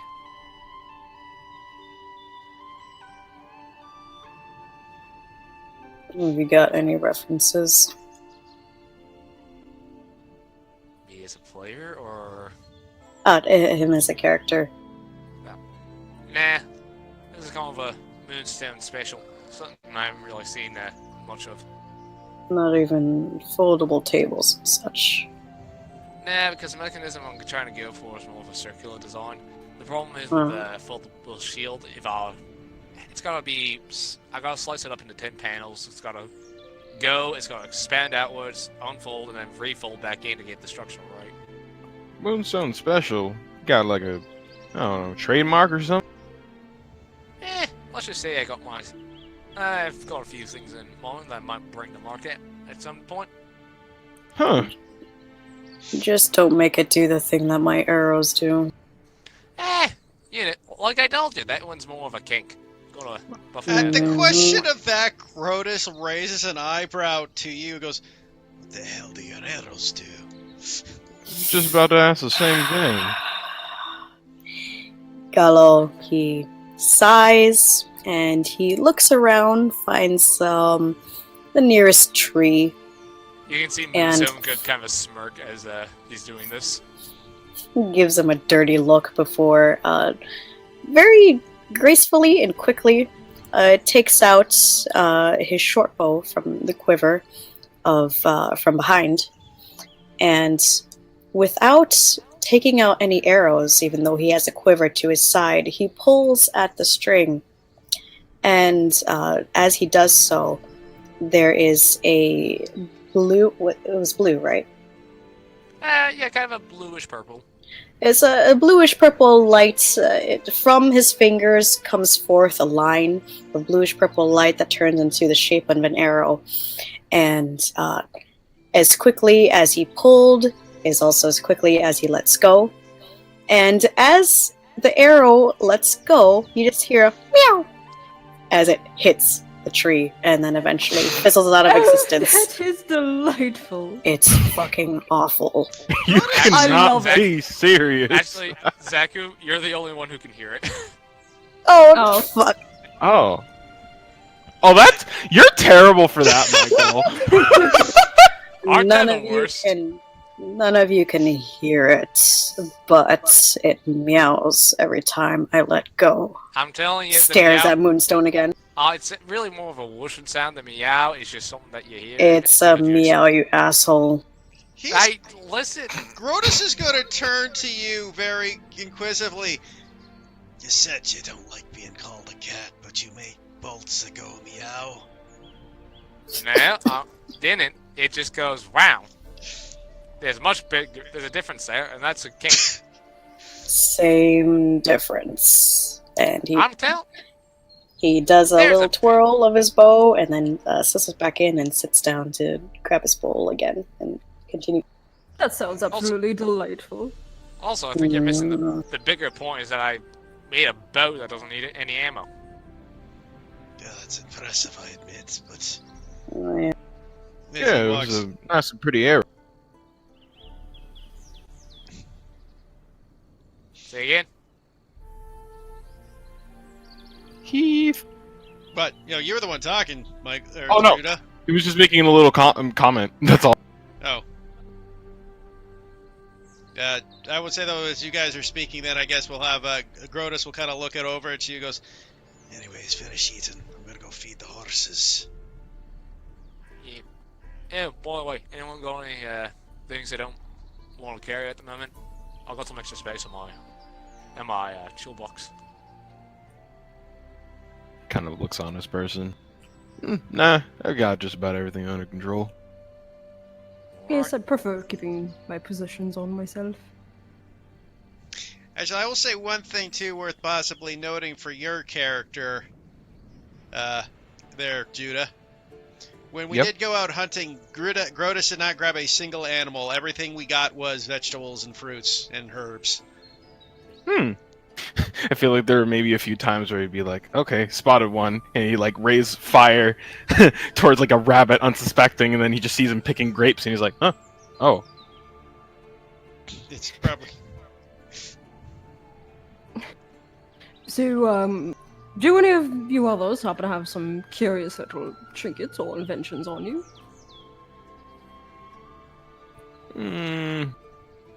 Not particularly. Yeah, I mean, like I said, everything on me. No Well- trinkets, just myself. Well, I have something I don't mind sharing. Hmm. Raising his hand, you see him kiss one of his rings, and out pops a red rose. I hate it. Ta-da! That's a neat trick. Does it only Moonstone's produce judging the flowers, though? enchantment. What's that? He's just like, that's a neat trick, but do it create anything other than flowers? Oh no, just roses. They last for an hour and then disappear. You have silver rings on you, though. What do the rest do? Oh, the rest are not magical. Just that one. You see him kind of stare at the rose now, kind of curious, furrow his brow, and then look around, and everyone's just like, anyone like roses? Sure. Alright, here you go. Hands it over to you.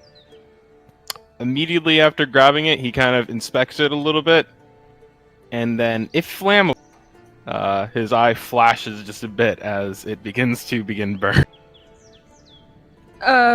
Why? And it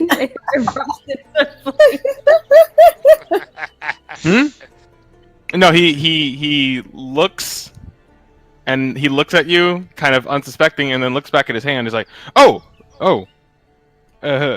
my bad. You're That not wasn't like like the only flower that could be created, right? only do it once a day. He kind of so sad. takes his hat off his head and does a little courtesy bow. My deepest apology. Julius has just like this sad little pout on his face. It's kind It's of gonna be a fun trip. happened. Do you not like roses? Oh no, I like him just about as much as the other fella. It's just kind of happened. That doesn't happen all the time, does it? No, not entirely. Just you know, occasionally. Julius just pokes at the ashes on the ground of the saddle. They're still smoldering with that little red sparkle to it. That's My fantastic. rose. Moonstone just looks at everyone's like, blown away. Blown away. Just so you always have a better idea of what I can do in case we get into a situation or something. And you can see him pull out a little bit of copper wire and thumb it between his thumb and his index finger and his middle finger, and he just kind of puts it near his mouth and just points over to Grotus and just says, and just, none of the rest of you can hear this, but Grotus, you just kind of hear a whisper in the back of your head going, say, I can speak pretty quietly to anyone who's nearby from a pretty good distance. Since You you're respond to this, looking by the way. towards Grotus at this point, actually actively paying attention to him as he's feeding the horses, you do hear him go, interesting. But you guys, you specifically, and probably Zaku's character as well, would probably start noticing as he's feeding the horses, he's got a faint blue glow around his entire body at this point. That's pretty Moonstone is glowing, or Grotus is glowing. That normally happen. Oh right, I was supposed to be feeding the horse. Oh, I mean, I see you already got. Yeah, I'll do it too as well. Julius kind is of still rushes mourning over the it. ashes of his rose. Glow, yeah. He kind of why looks is over he that. glowing? Yeah, I was about to ask the same thing. Is that normal for you, or? It looks at Moonstone and sees that he's doing something, and being around him long enough has usually, if something strange is happening, magic-wise or other, it might. It might be, you thinking Moonstone's is pranking Grotus? Some in some form. What are you looking at me for? Ain't me. Didn't even get to live well, a full life. Insight it ain't me either. And sorry about that, fella. And 13. pointing. Oh? It's not me. Oh, wait, it's not? Oh, I thought, because you said, It's Okay, coincidental never he mind. cast the spell on me, but Oh. when he did so, he looked up and saw that Grotus was glowing with a faint blue glow. Oh. But none of you were looking just- when he was feeding the horses, so then... I'm just gonna do the thing with the copper wire again. Just go, by the way, you're glowing there a bit, and I didn't mean like you're pregnant. I mean like you're glowing blue. Oh, don't worry about it. I do that sometimes. This is Really? That's kind of interesting. Can you tell me a bit more about how that works? And it's more interesting. After he's done feeding the horses and he pats them down and puts them to sleep and kind of gives them like a nice pat on the head, he even puts his head tilt to it. You rest now. And he walks over to the rest of you. When the Xavier blue stops glow petting the fades, horses. begins to fade. were you enchanting the horses or something? What? No, I'm enchanting the horses. You were glowing. Oh, that. Yes, it's a bit of an extra bit of this. And he points to the hammer that's... You notice that after the glow fades, that rune that was glowing bright was growing a little brighter than normal and starts fading back to nothing, to a normal glow. You enchant weapons there, mate. I inscribe them with runes. Tell me a little bit more about these runes. I'm interested. And how they affect you outside of battle. You didn't notice that this was happening to you. Is that something of concern? No, I forget about it sometimes, is all.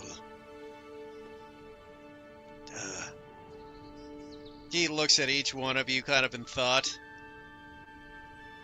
I suppose it doesn't hurt to explain what we're all about if we're traveling together.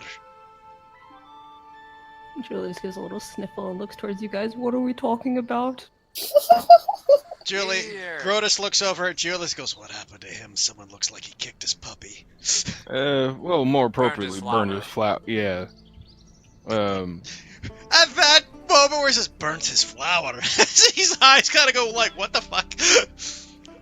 Well, he immediately and- looks over at you, he's like, "What'd you do to him?" he points down at the smoldering ashes that are still there before kind of realizing, and with a with a waft of his hand, the embers immediately burn low and then extinguish. The petals float away in the wind. Oh, Didn't you meant the even get to literal live its full flower. life. What did you mean? What did you think I meant?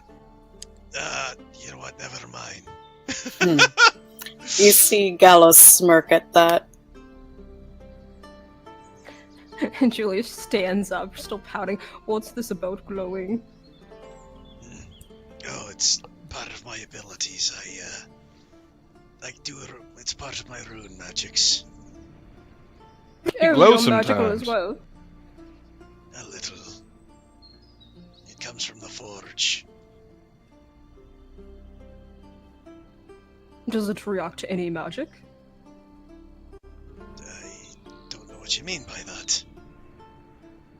Why'd you glow? Oh, it's a byproduct of the rune. I'm good with animals. Oh, so it reacts to animals. It soothes their spirits, makes them more prone to come near me and befriend. Huh. I could really use him around the farm. It's helped me out in the wild. A little interesting there, mate.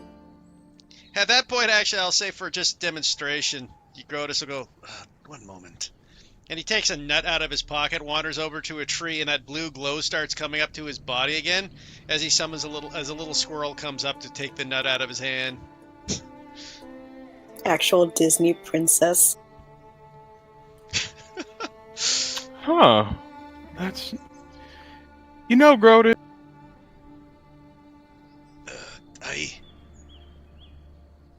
I don't really get the entire kind of discrimination or whatnot kind of against your kind, but you're alright.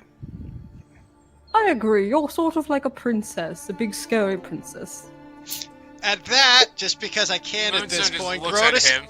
Grotus is going to look at you.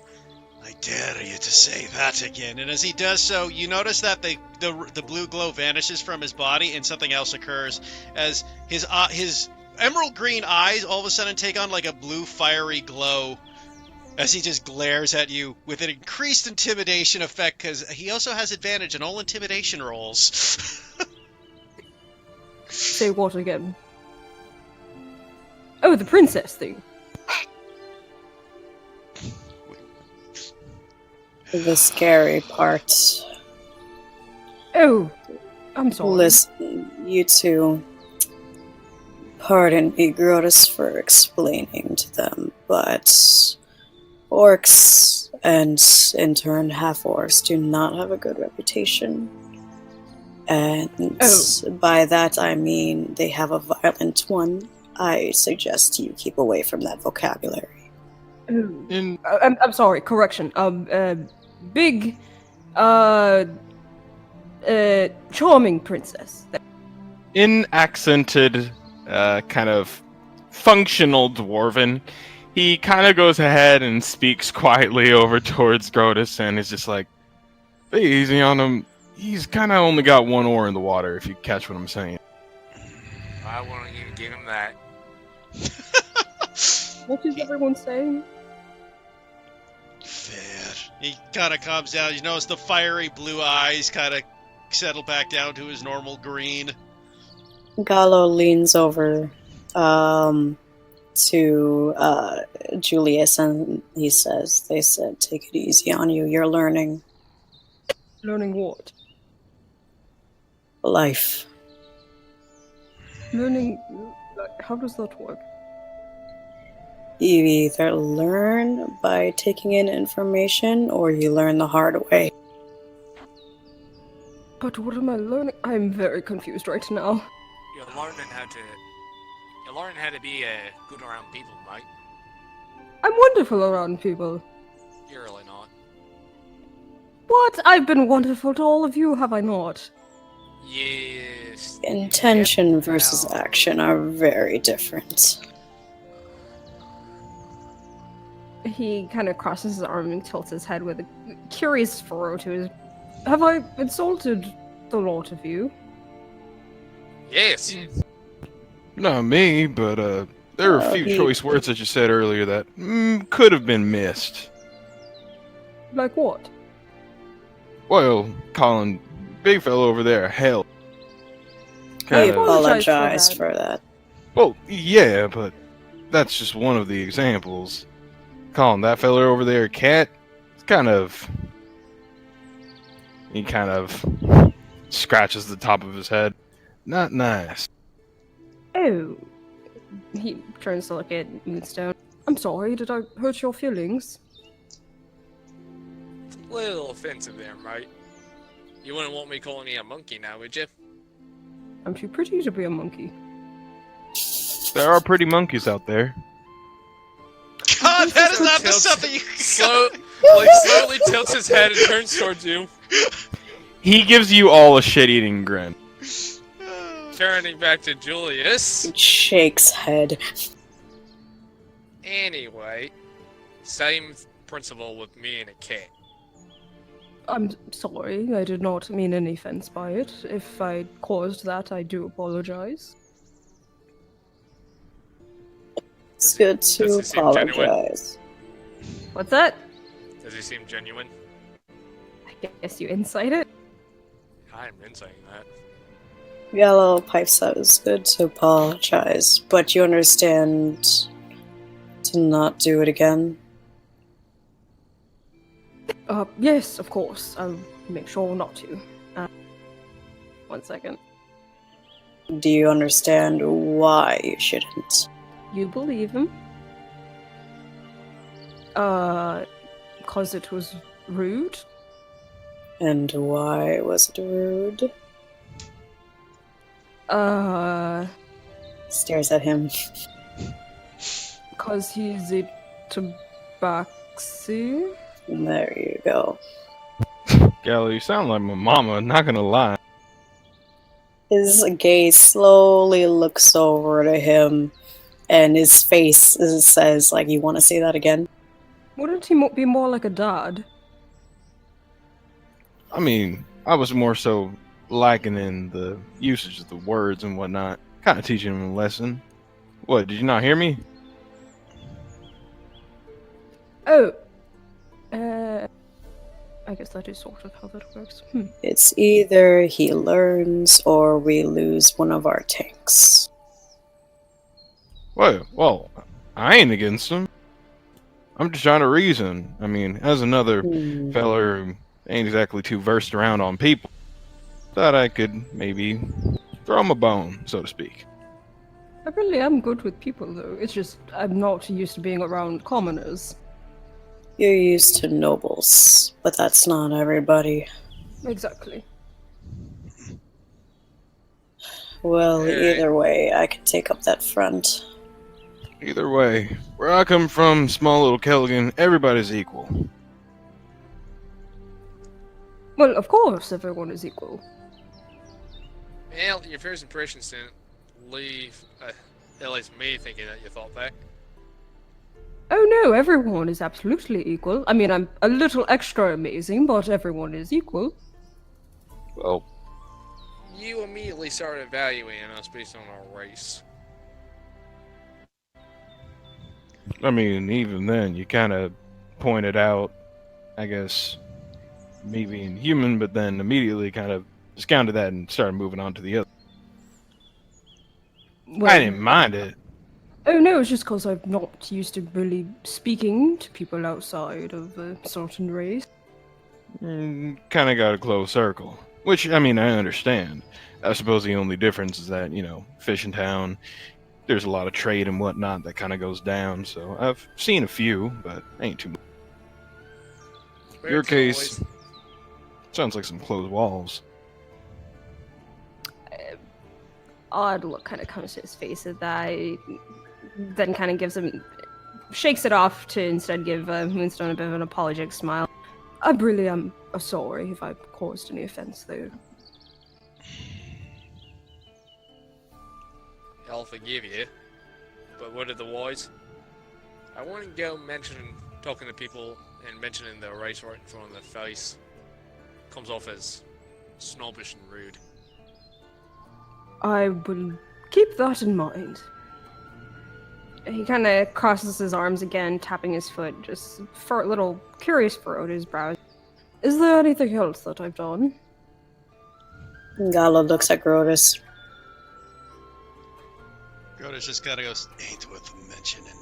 And just starts, you look over as Grotus has taken off his arms and armor and has started to do his normal maintenance as he starts sharpening all his gear. What's he wearing under his armor? Underneath his chainmail, he is bearskin. And you will notice, though, that his entire body is literally covered in various scars. That's Gala's an looking at that. I'll just use the copper wire to send another private message to you and just be like, by the way, watch out for Gallows. Let's just say he's a bit of a intimate person to get to know you. Wait, what? It's like, as he stops sharpening for a second. Doesn't even reply in a message. Just like, what? Yeah, no, he just said that out loud. He's like, wait, what? Galo's still staring at him. Winston will send him another message saying, he's gonna want to fuck you at some point. Wait, what? But sends you another message. He a man hoe. He all of a sudden looks very, very, like, concerned as he looks over to Gal's like, that's different. As he starts sharpening his blades again. There's a reason why you look so confused. You're talking to yourself. Oh, thoughts, I guess, are coming to me. Looking How did you get all those scars on your body? He Well, looks what over was you that? and thing. Fair enough. Wait, what was that? Oh, I think you just said you were going to ask the same thing, correct? Oh. Yeah. Yeah. Yeah. Yeah, Grotus looks over and goes, this is what you look like when you're an adventurer for a longer amount of time there. How long? Since I've been about 18. He's been on the How old road are for a you while. now? Yeah, I was about to say. Let me think. It's been about 7 years. Oh, damn. He looks at most of these scars, though, I got on my earlier days. You see this one claw, like, across his chest that's just, like, from, like, shoulder down to, like, his, like, belly button. Are you not good at dodging? Not necessary. Better off taking it for the blowback. You're going to get yourself hurt. You guys looks at this. I got these from an owl bear. You look mighty mangled. Just damn impressive, that being said, but, Wasn't the beast's fault. After it fought me, I knocked it unconscious and left it alone. Yeah, 'cause you said you'd like animals. Suppose it wasn't exactly a fight you were looking to fight. It was one that was by accident. Traveled into its territory when I was hunting. He was just still looking over his scars. Yeah, these on the other hand, he points at like 5 across his arms. Goblin arrows. Them goblins are them little fellas, right? Aye. So, are your scars all from your adventures? Most And there's of like them this sort. There's kind of like an odd look on his face. As he asked that. Most of them. A few, and he raises his hands, and this is the first time you've seen his hands. They have burn scars all over his hands. These are from the forge. See that? That I can understand. Moonstone kind of like shows his own hands, and you can see burns and kind of the fur on them is bleached a bit. One takes a little hit. One has to take a hit for their craft every once in a while. Julius is gonna insight the fact that most of his scars are from adventuring. Okay, you can roll your insight check on that. Wonderful. Completely believable. But no, he actually is telling the truth. Most of his scars are from his adventures. Or at least what he dictates as adventures. There's an odd look in Julius's eyes, but eventually he nods and understands. It comes with the territory. He kind of And smiles looks at you at- and goes, Adam, surprised you only noticed these scars, as he points to the massive scars on his face, too. Plenty of these came from fights as well.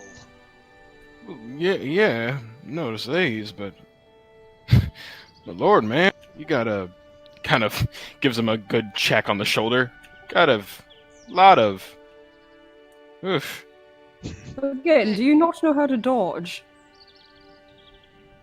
You're a soldier. You prefer to take the hit and give it back.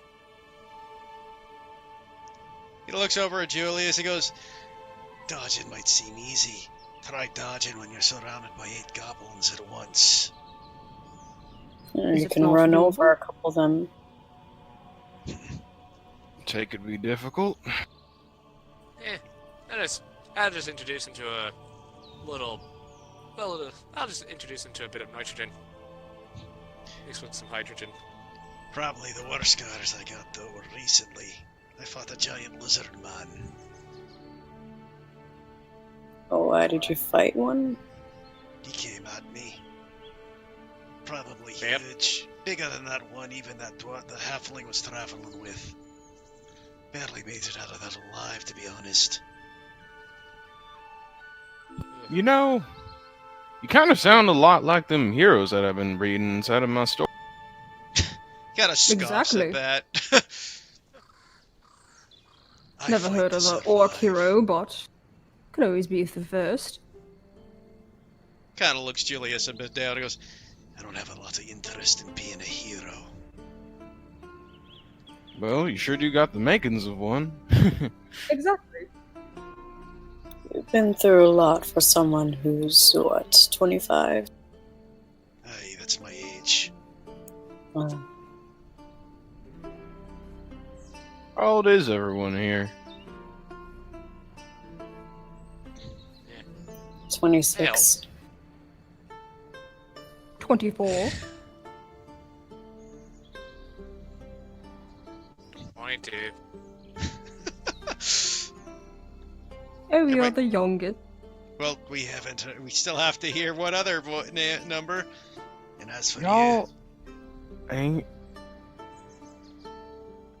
I never would have thought I'd be the oldest in the party. Huh. How old are you? Right one above you, mister. 27. Huh. Ah, crap. Gallo, like, you got, again, smirks, and it's a bit of a bigger smirk than you've seen. But as Moonstone has made shit-eating grins at Gallo, he's starting to make one at Moonstone. Julius pats Moonstone's shoulder with a bright grin. She's like, "Don't worry, little one, we'll protect you." Oh, by all means, if you want to put yourself in front of a dangerous wife, I mean, you're more than welcome. Well, that's what a hero does. Yep, you are quite the hero, sounds like. And actually, Grotius, I'm rather curious. You're a rather large person. Would you perhaps be interested in a test of strength? kind of looks you up and down. I suppose if you're interested in one, I'm not one to say no to a challenge. Oh, wonderful. Alright, let's see Alright. what's a good test. An arm How about a wrestle? good old I was gonna say a good old fight. Or fights. Oh no, I don't want to hurt him. Arm I wrestling. don't think that's gonna be a problem. Grodus gives you the dirtiest look when you say that. You think you're going to hurt me in a fight? Well, people get hurt in fights. Fair. He says, like, just begrudgingly, like, ooh, I want to take. He's he's got that look on his face. Says, I would love to, but I'm going to hold off. So, how about an arm wrestling competition? Sounds fair to me. What's the rules? Well, Ain't much rules to an arm wrestle. Just bring it to the other side. And keep your posture straight. No using your other hand. No other distractions. Only the use of your fists. Are we using abilities, or are we just going at it? And going straight at it. just Now, I was roll gonna say, strength. you know, what? No. I say we let him go all out. Like, if we're gonna test who's really got a, what's the word? A match of wits here, I think it's, well, a match of strength, I think it's only fair that, everyone here gets a fair shake. But my How magic would about- actually hurt him. Let's do 2 then. One of pure strength, the other one can add in abilities. I assume you both know how to hold back properly. And he looks at the 2 expectant. As I said, I don't kill the beasts when I fight them. I know how to keep a person alive. Looks over at Julius. Wait, so I'm confused. What are we doing? Do you know how to hold back your magic so it's not lethal? Oh, I'm... Of course. Insight. Insight. Brothers don't give a fuck. 20. On. You don't have to give a fuck in order to insight. You both know I'm lying. We're gonna Xavier believes I'm telling the truth. Yeah. strength I love only. being insightful. Find a stump. Nah, I say we'll let him go at it. We'll Stump. start off easy. We'll start with a stump. Grodus will walk over to a small tree, take out his axe, and just chop the tree down. There, a stump. He watches the squirrels like run away from it and all sorts of bugs flying out from the trees. It's a small Julius- tree. Julius looks over your half-bare body and then looks down at all his armor. It's just like, should I keep this on? Nah. I think it's only fair. Alright. Julius starts stripping. I will Despite- use the copper wire to message Gallows. You're welcome. Looks over at him and arches a brow. Despite the pretty eyes and pretty hair, he does have a very muscular body. Oh, he's looking at it. Grodus kind of You're gives him welcome. a shrug of appreciation. Alright, and Julius will sit down. He does not have a single scar on his body. I figured. Yeah, he may be older than me, but at least I got more experience. And it very much looks like the body of not someone who was like is full of like raw power like Grodus is, but more like one that was very specifically made to have certain muscles look a certain way. In other words, Carb. it is a bodybuilder body, not a functional muscle body. Yeah. Kill me. Kill me. Alright. Let's do this. And I'll grasp Grodus's hand. Grodus will grasp yours. So this is gonna be like a 3 sort of thing, or Yeah, we'll do it like how we did Davia and Jubei's wrestling matches. Alright. So we start off even. You got to win 3. You got to be up by 3, back and Let's forth. go. So 1, 2, 3, go! 25. Holy fuck. So as the wrestling match starts, it is clear that Grodus is getting the upper hand here as he's able to find stronger footing and sort of start backing Julius up a bit. Caught me a bit by surprise. All right, next roll. Oh my god. 18. Yeah, just he keeps pushing, and now you actually fall to one knee. Just the knee's not touching the ground, so you're still able to pull back from this, but you know you're in a bad position right here. This is arm wrestling, Julius. Michael. Where basically he's like inches off of the stump. I thought you were regular wrestling. Never No. mind. Yep, No. you are just right above it, just not able to. Oh, this is gonna be hard to come back from. No, this is. Nat 20! Oh, That's 2. Nope, 15. Ugh. So back to normal. Yeah, not back to normal. That's not 2. You don't nat 20s on competitives like that, because a nat 1 and a nat 20 would mean 4. So you don't nat 20 with 2s. I nat 20'd in mine, so. Oh, we're not doing that? Nah, we're not nat I 20 because the nat 1 is it's just the norm. So you're back to 1 up to going forward. And Grodus, you're surprised he's able to actually push back from that. You were fairly certain you had him there. Tied. Oh, and now we're tied. Yeah. Yep. Back to even. Gritting his teeth. Now, once he realizes, oh crap, he's kind of losing a bit, Julius flexes his arm more to actually start really pushing. Now that they're at equal, Xavier will kind of lean over towards Gallows. Like, you don't want to place. try my Moonstone hand will at just pull out the those. copper wire, point to Julius, and just say, "By the way, you have a bug on your back." Oh, make a deception check. Oh, no. I'm thinking Julius. I'm sure he's got. Deception? What do you say? Oh, 1 gold? silver. Yeah. Nope. Alright, Damn. Silver? Julius pays you no mind. one gold. Alright. 1 gold. Oh, Alright. damn, there's my Oh, shit. back, yeah. Yeah, he gets it back down. You're starting to lose it again. This is challenging, but fun. Damn, 2 natural ones right there. Oh, now we're Oh, tied. damn. Gallo leans over to Xavier and he's just like, this is actually interesting. Yeah, it's kind of crazy. You can see. Oh, the- there's that 20. Bring it Back back to to even. even. We're back to even. This is gonna go Yeah. on forever because our athletics No, are you're in the lead, identicals. Brodus. No, it's back to even because we tied again. Yep. We're back to even, Steven. It's like, Yeah, these two are crazy. back to Julius for 1. Oh, Oh, back to the end! Back to even! I just look at the other two and it's like, they're gonna be at this for a while. And Gallo just, Oh, that's 1 for me! Gallo just notes like, I don't mind. Clearly, Oh, looking there's at them. another 1 for me! Damn. That's 3! No. Die! Finish him! Ah!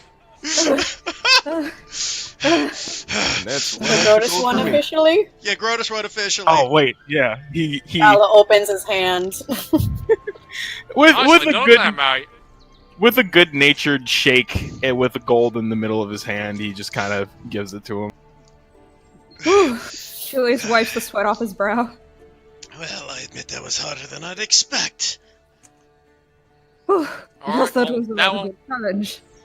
Alright, now with abilities, you're free to do whatever you want. I am glad to be far, far behind the both of you. Grodus kind of looks at Julius about us. I don't think abilities are necessary to show, but unless you want to go out for a bit of a spar on top of things. Well, I mean, are you sure? He looks over at the scars on his body. A few more never hurt. Alright. But let's put our gear back on. As he wanders over to get his chainmail back on. Julius Looks puts his back on as well. How does Julius look? Does he look unsure or like scared or Insight. nervous? What? What's haps? 5. Hard to say. He just raises a brow watching them then. Alright, Julius now back in his armor. looks at Grotus, just like, so weapons, or how are we doing this? Your pick. We can go fisticuffs or weapons. Weapons. Perhaps not going to get yourselves too injured before the actual battle starts. Now, let's just say, how about this? We'll say, won't you feel like you're, I don't know, let's say pick an arbitrary amount, like halfway diminished, we'll call it there. And abilities, we don't want to cause too much ruckus. We are still on the road. True, we need to keep things quieter. Grotus kind of snaps his neck. Mine are get back pretty quick. AKA, everything I can do, I get back on a short rest. Well, if you're sure, Julius takes out his longsword. Grotus takes out two hand axes. You actually up for this, pretty boy? I'm sure it will be fine. Oh, well, since we're going to start off, well, you notice though that as soon as Grotus looks at you, his muscles start growing. As the blue from his hammer starts to glow on his back and starts enveloping his body, and he basically swells up, Saiyan style, charging. Alright, fight! Roll for initiative. 11. Yeah, you're probably going to beat me. Initiative. The 13! universe. No, I go first! The moment he said that, I was like, the universe says. Yeah. Alright guys, I will be your DM for this bout. I want a good, clean, fair fight. And begin! So the first thing Grotus, Grotus does as he starts off with his muscles swollen up, he smiles as he goes, well, let's show each other what we fully got. And you guys notice something particularly begin to happen on his armor. As you see that, like, what looks to be that rune on his chainmail starts to grow and envelop around him, and starts to swirl around his entire body as his whole body looks like it's covered into, like, an earthy, dark earth that swirls about his entire body. And then Well, that's new. takes out his hand axe, and he goes for a hit on the head. 17. Miss. Ooh, got that shield out, do we? Yep. Clang. Classic paladins and their high ass AC. Listen, we'll be matching AC as soon as I get my shield. But you guys do see that as Julius throws up his shield, he's sort of like, ah!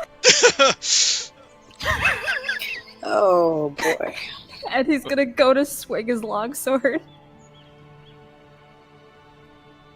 Oh, that'll hit. And add a smite. But you'll notice one thing though, when you hit though, when you hit him, the dirt kind of envelops and it cuts your sword back. You only do 5 damage with that. Smite. Ooh, damn. So he throws his sword up. There's sort of like a wobbling to his arm as he does so, but the sword takes on like a sort of flickers in golden light, and he slashes it downward across his chest. And then as soon as he does, he like he has his eyes shut as he does, and then like peeks an eye open. She's like, "I'm sorry, you're right." Grotus then grows to twice his size. Oh, damn. Yeah, what about that follow-up damage? Because I remember you said bludgeoning, piercing, and slashing, but Yeah, that's no, smite that's damage. it. Brings it to 16. Ooh, nasty hit there, Mike. Then Grotus goes in for another swing. You're a large creature right now, right? Yeah. Oof! I Yes. can't roll worse shit. You go to swing another axe, and Julius like very clumsily steps off to the side, like, "Ah!" Oh, that'll miss. And this time Grotus takes the second hand axe out and he starts swirling them around and goes in for 2 blows.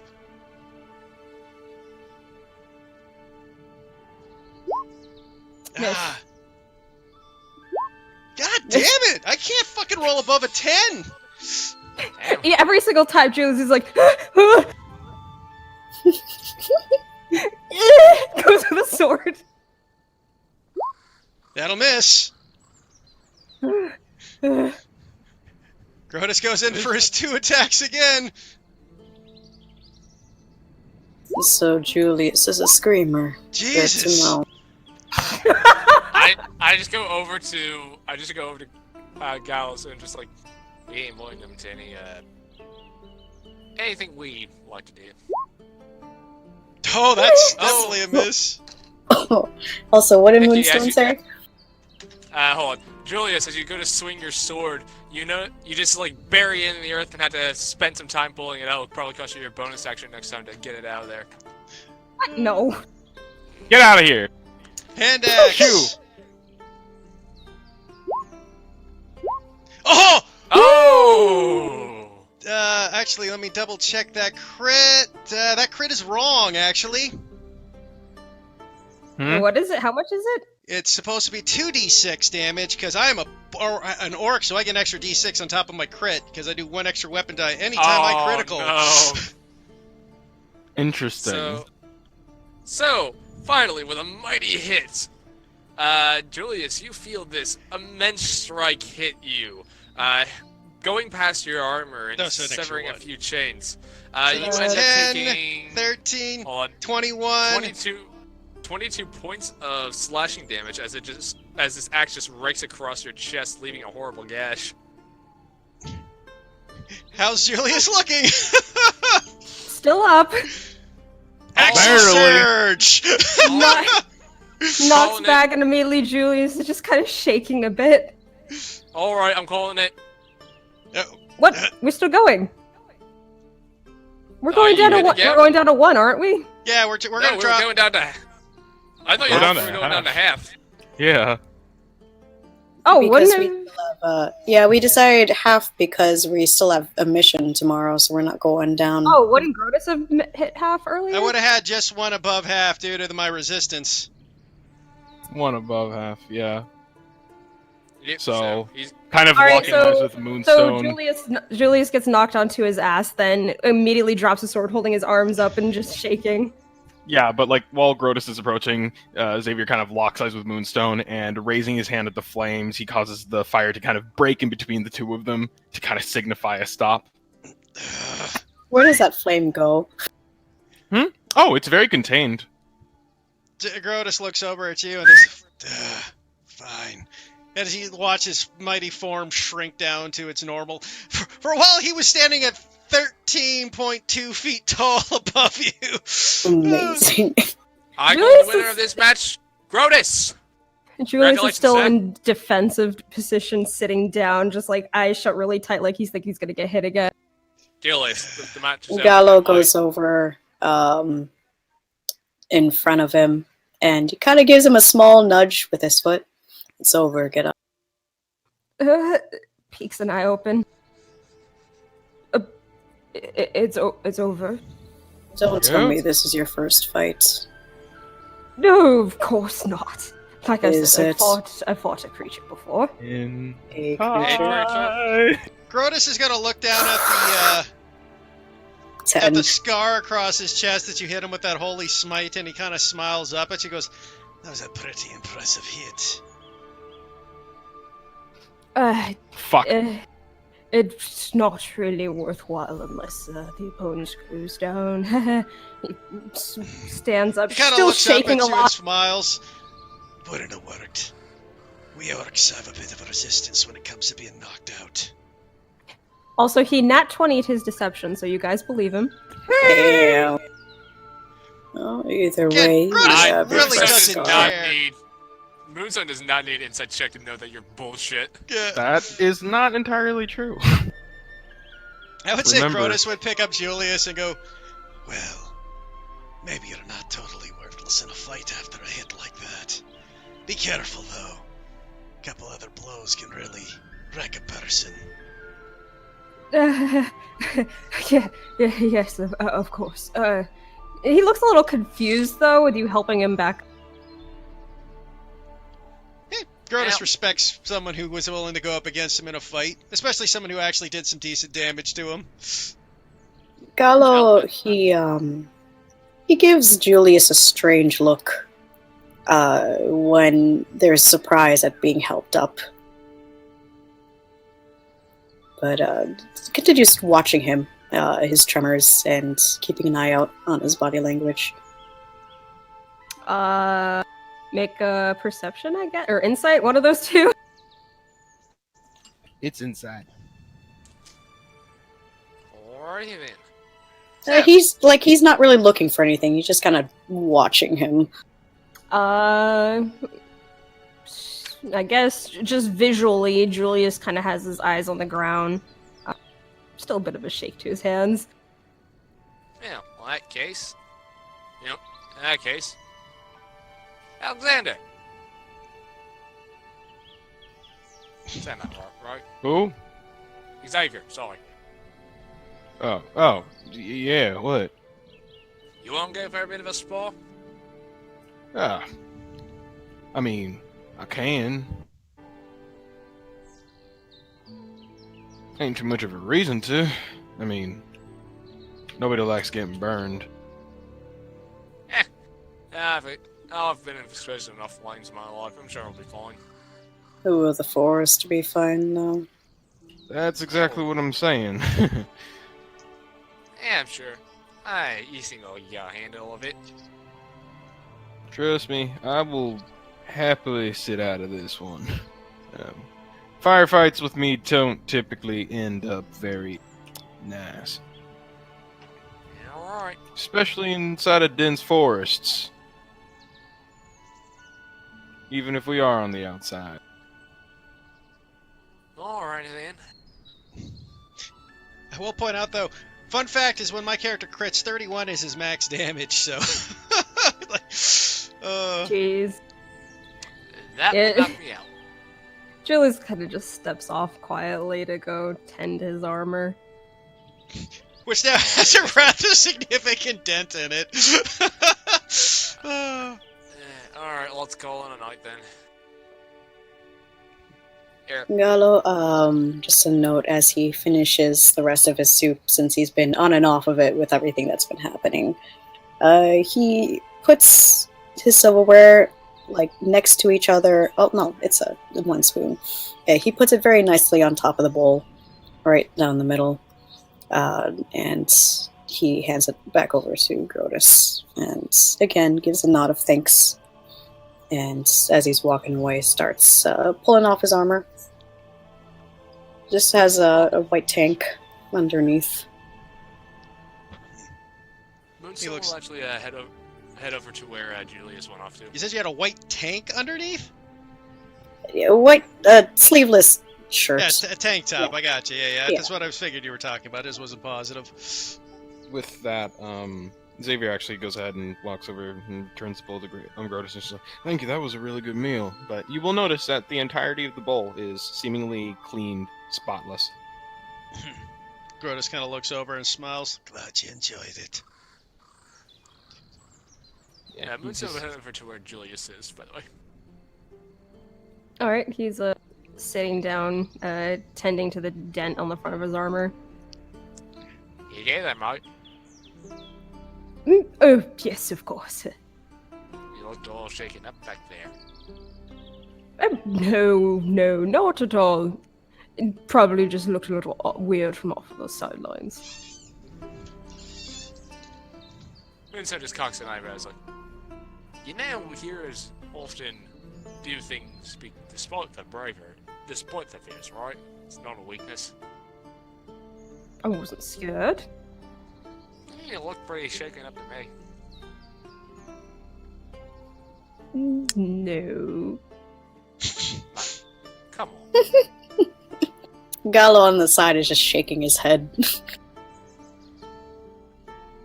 Listen, between the two of us, you don't have to be an impressive fighter. You don't have to feel like you got to challenge the world anymore. Julius shakes his head, still taking care of the dent. His attention very much focused on it. I would say probably because it's kind of obvious, there is kind of just this, along with a furrow to his brow, there's just this flush of embarrassment on his face. No, I wasn't scared. It was fine. I just stumbled a bit and it shook me off a little. do you want to be here so bad? I already said, make a name of myself. But why is that important to you? From the sounds of it, you already got money, land, social status. Most people will be pretty happy with that. So why not you?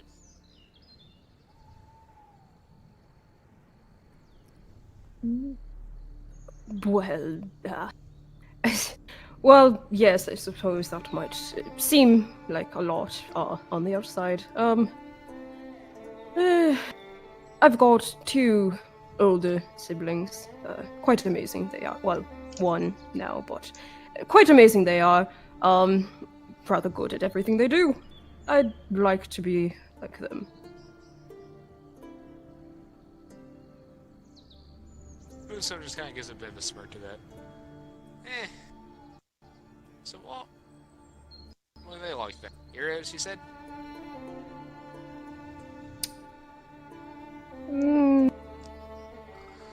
They're strong. Heroes, sounds like. So that's the distinction you want to make for yourself then in your family? Repeat that? I said, not heroes, it sounds like though. So is that the distinction you want to make in your family? Sort of. Odd one out, I'm assuming? Winces a little at that. No, just, don't excel as well as they do is all. Moonstone will just kind of take a seat down next to you. You know, just kind of like look at you. I'm assuming you were sitting down to fix your armor. Yep. Yeah, I'll just sit down and look at you and says, you know, actually, I'm actually a bit of the outcast in my family. Glances at him. Gives you a smile. Yeah, it's true. Oh, so. Well, let's just say Pops wanted me to go one way with my life. I didn't really care for it, and I went.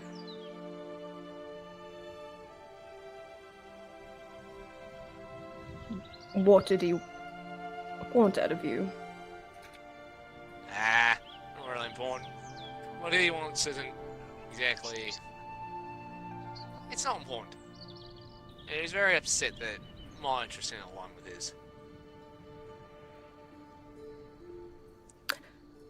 Why do you believe it's not important?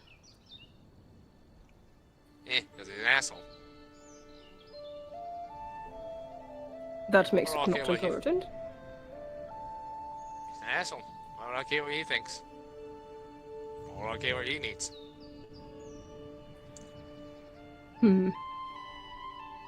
Turns his attention forward again, returning to his focus on fixing the arm. I'm gonna say though, as you're fixing your armor, you just hear the heavy footsteps of Grodus walking up behind you. The man not stealthy in the slightest. Stiffens up, hunching shoulders a little, and then looks over at him. He looks down at the Hello? armor. Here. He picks up your armor. Let me take care of that for you.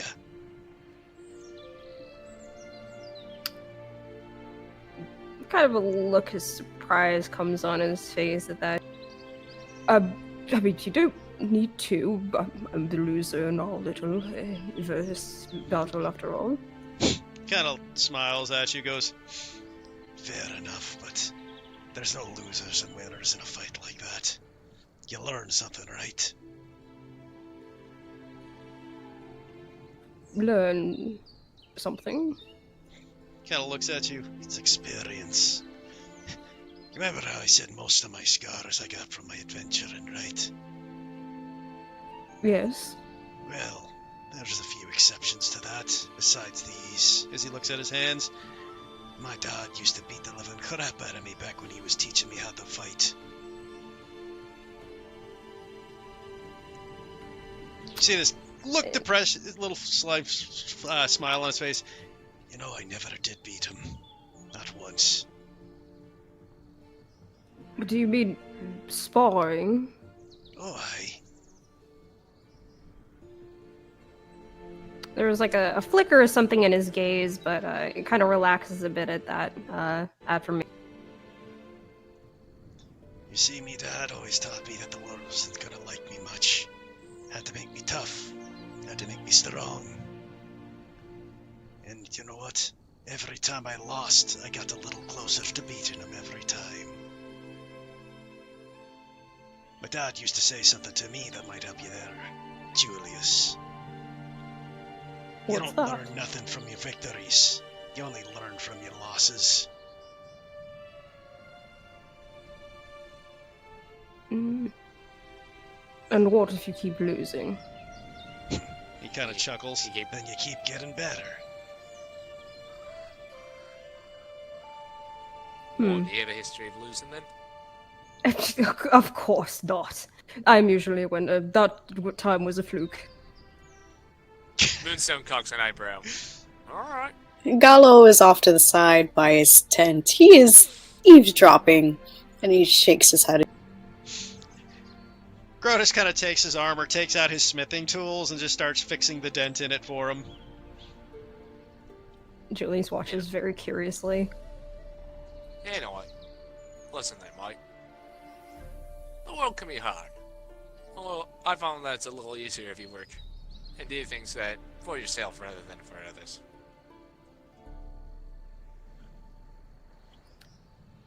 Sorry, say that one more time? Moonstone just says, I found the world's been a hard place, but it tends to be easier when you tend to work for yourself rather than others. I've got to disagree with that, actually. Oh no, I don't mean not helping others. I mean doing things because you want to do, not because someone else does.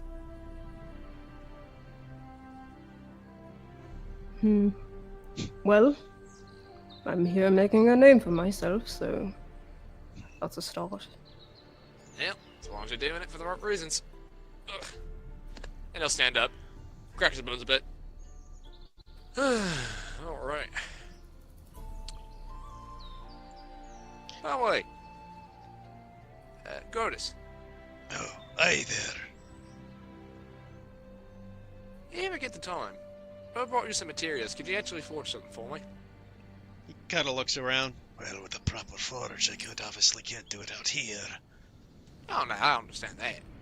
I'm just saying, once we get back to town, if we ever get some more money, if I get you some materials, would you mind getting a few custom orders in?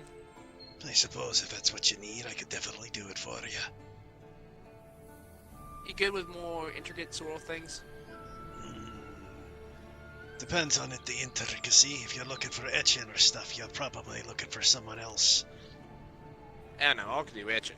I'm talking about specific and sometimes unique structures. And here, I'll show you. And he pulls out his sketchbook, and he flips to a page, and he's like, "Say, I got this idea for a shield." Oh, Now, one always- moment. Grotus stops you for a sec as he reaches into his pocket. And he pulls out reading spectacles and puts them on. I love. Okay, that's a nice touch. That is actually a very nice touch. I love it.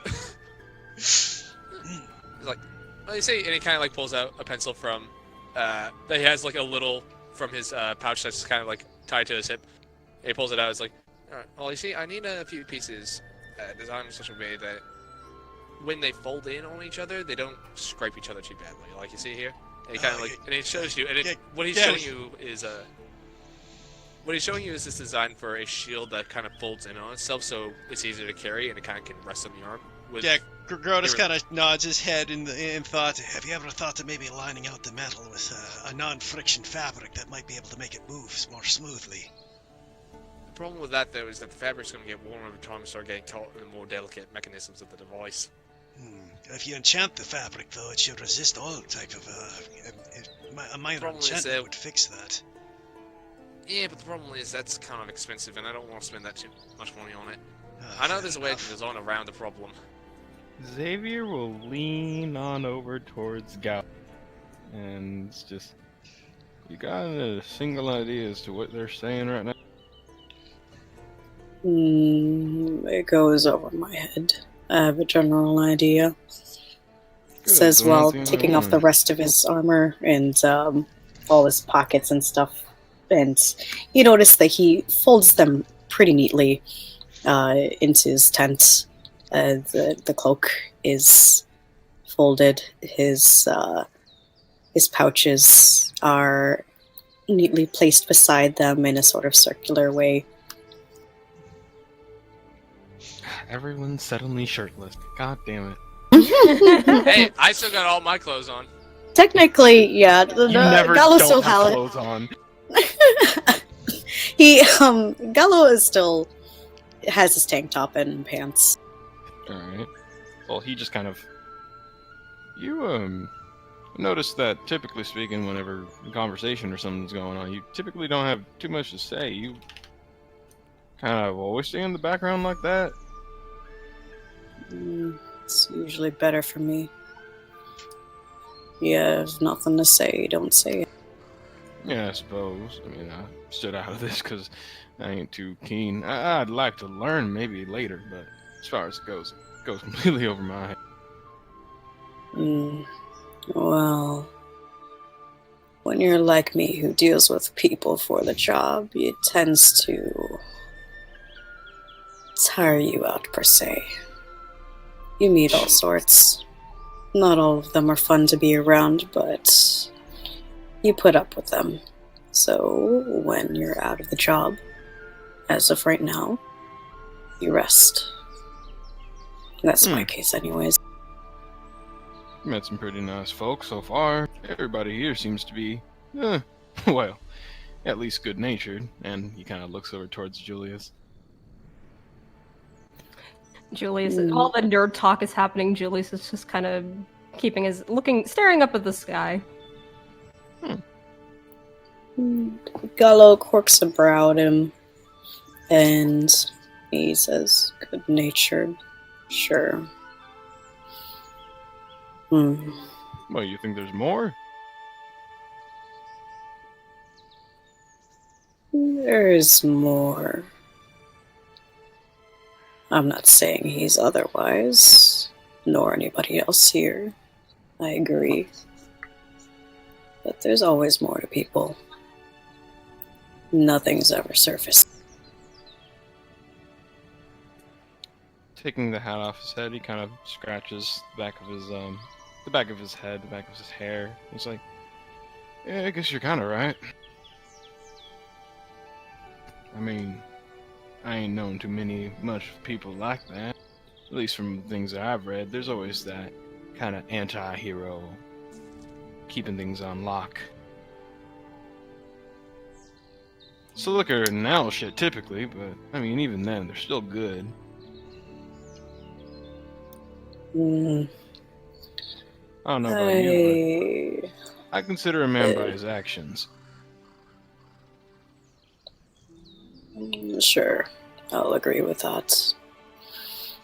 I don't care for heroism. As you see, I've always been in the back. Prefer to keep it that way. So, at first I thought it was concerning that we have so many with us that are sticking out, but all the better for me to keep away. Well, I suppose, but hell, even from the back you can still do some heroic work. That's what I plan on doing. Again, I don't care for heroism. Well, you do as you like. Well, doing good or bad, even then, if you're doing good, then I'd say it makes you about as good as Julius and I over there. But I get it. And he kind of raises his hands in defense. Or surrender. I get what you're kind of throwing at me. Just saying, though. He looks at him, and partly distracted and thinking, and then tilts his head, and he pipes up and says, I myself don't care for making a name for myself, but why does it matter so much to you? What are you getting out of it?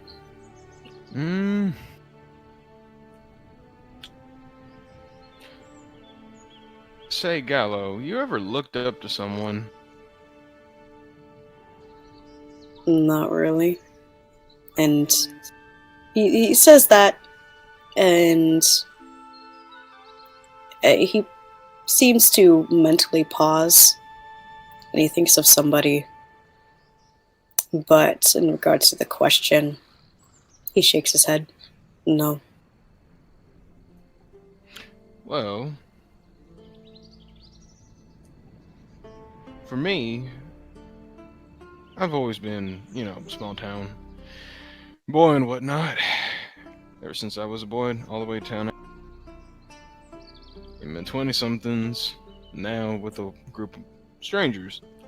But, tell you what though, being raised on a whole bunch of stories and whatnot, kind of began to change my worldview just a bit. And before I even knew it, I really wanted to become like a lot of them heroes. I admire them, and because of that, I want to be like them. They're an inspiration, and I'd like to follow suit with that. That's why. I have my powers, and he kind of brings the heat to his hand. But again, you do notice, as I said before, that where the fire is, there is bits of smoke, but as the fire lasts for longer, just a tiny bit of steam appears before he cancels out the flame. I have my powers, and I'd like to take them someplace. I don't think what God or force side of this world gave it to me, but I might as well use it, right? It'd be a shame if I just sat around lighting campfires all day.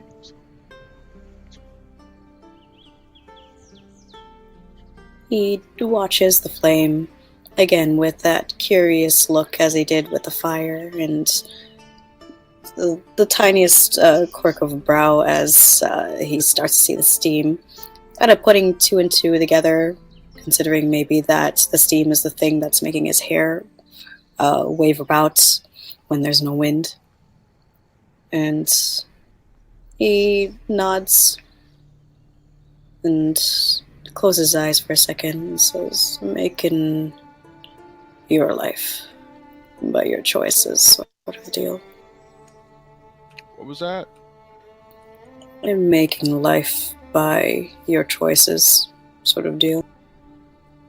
I don't quite understand exactly, but yeah, I'd say.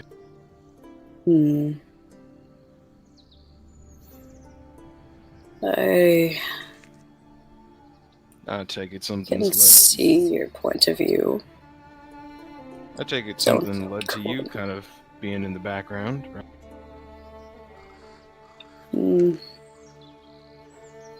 It's just how it's always been. I don't mind it. Insight check.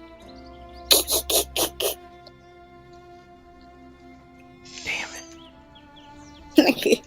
What do I roll against that? Be a deception if you're lying, persuasion if you're telling the truth.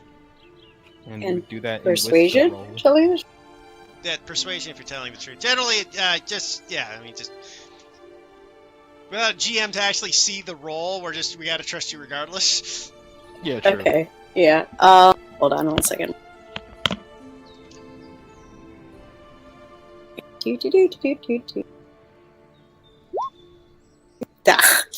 Well, I mean, yeah. You're telling the truth. I can tell. Anyway. But yeah, sorry. Typically, that goes on GM layer, Zaki. I thought I pressed GM layer. Anyways, it's okay. I mean, he was telling the truth, regardless of whether you incited. There's no negative emotion to it, but there's no positive emotion to it either when he says that.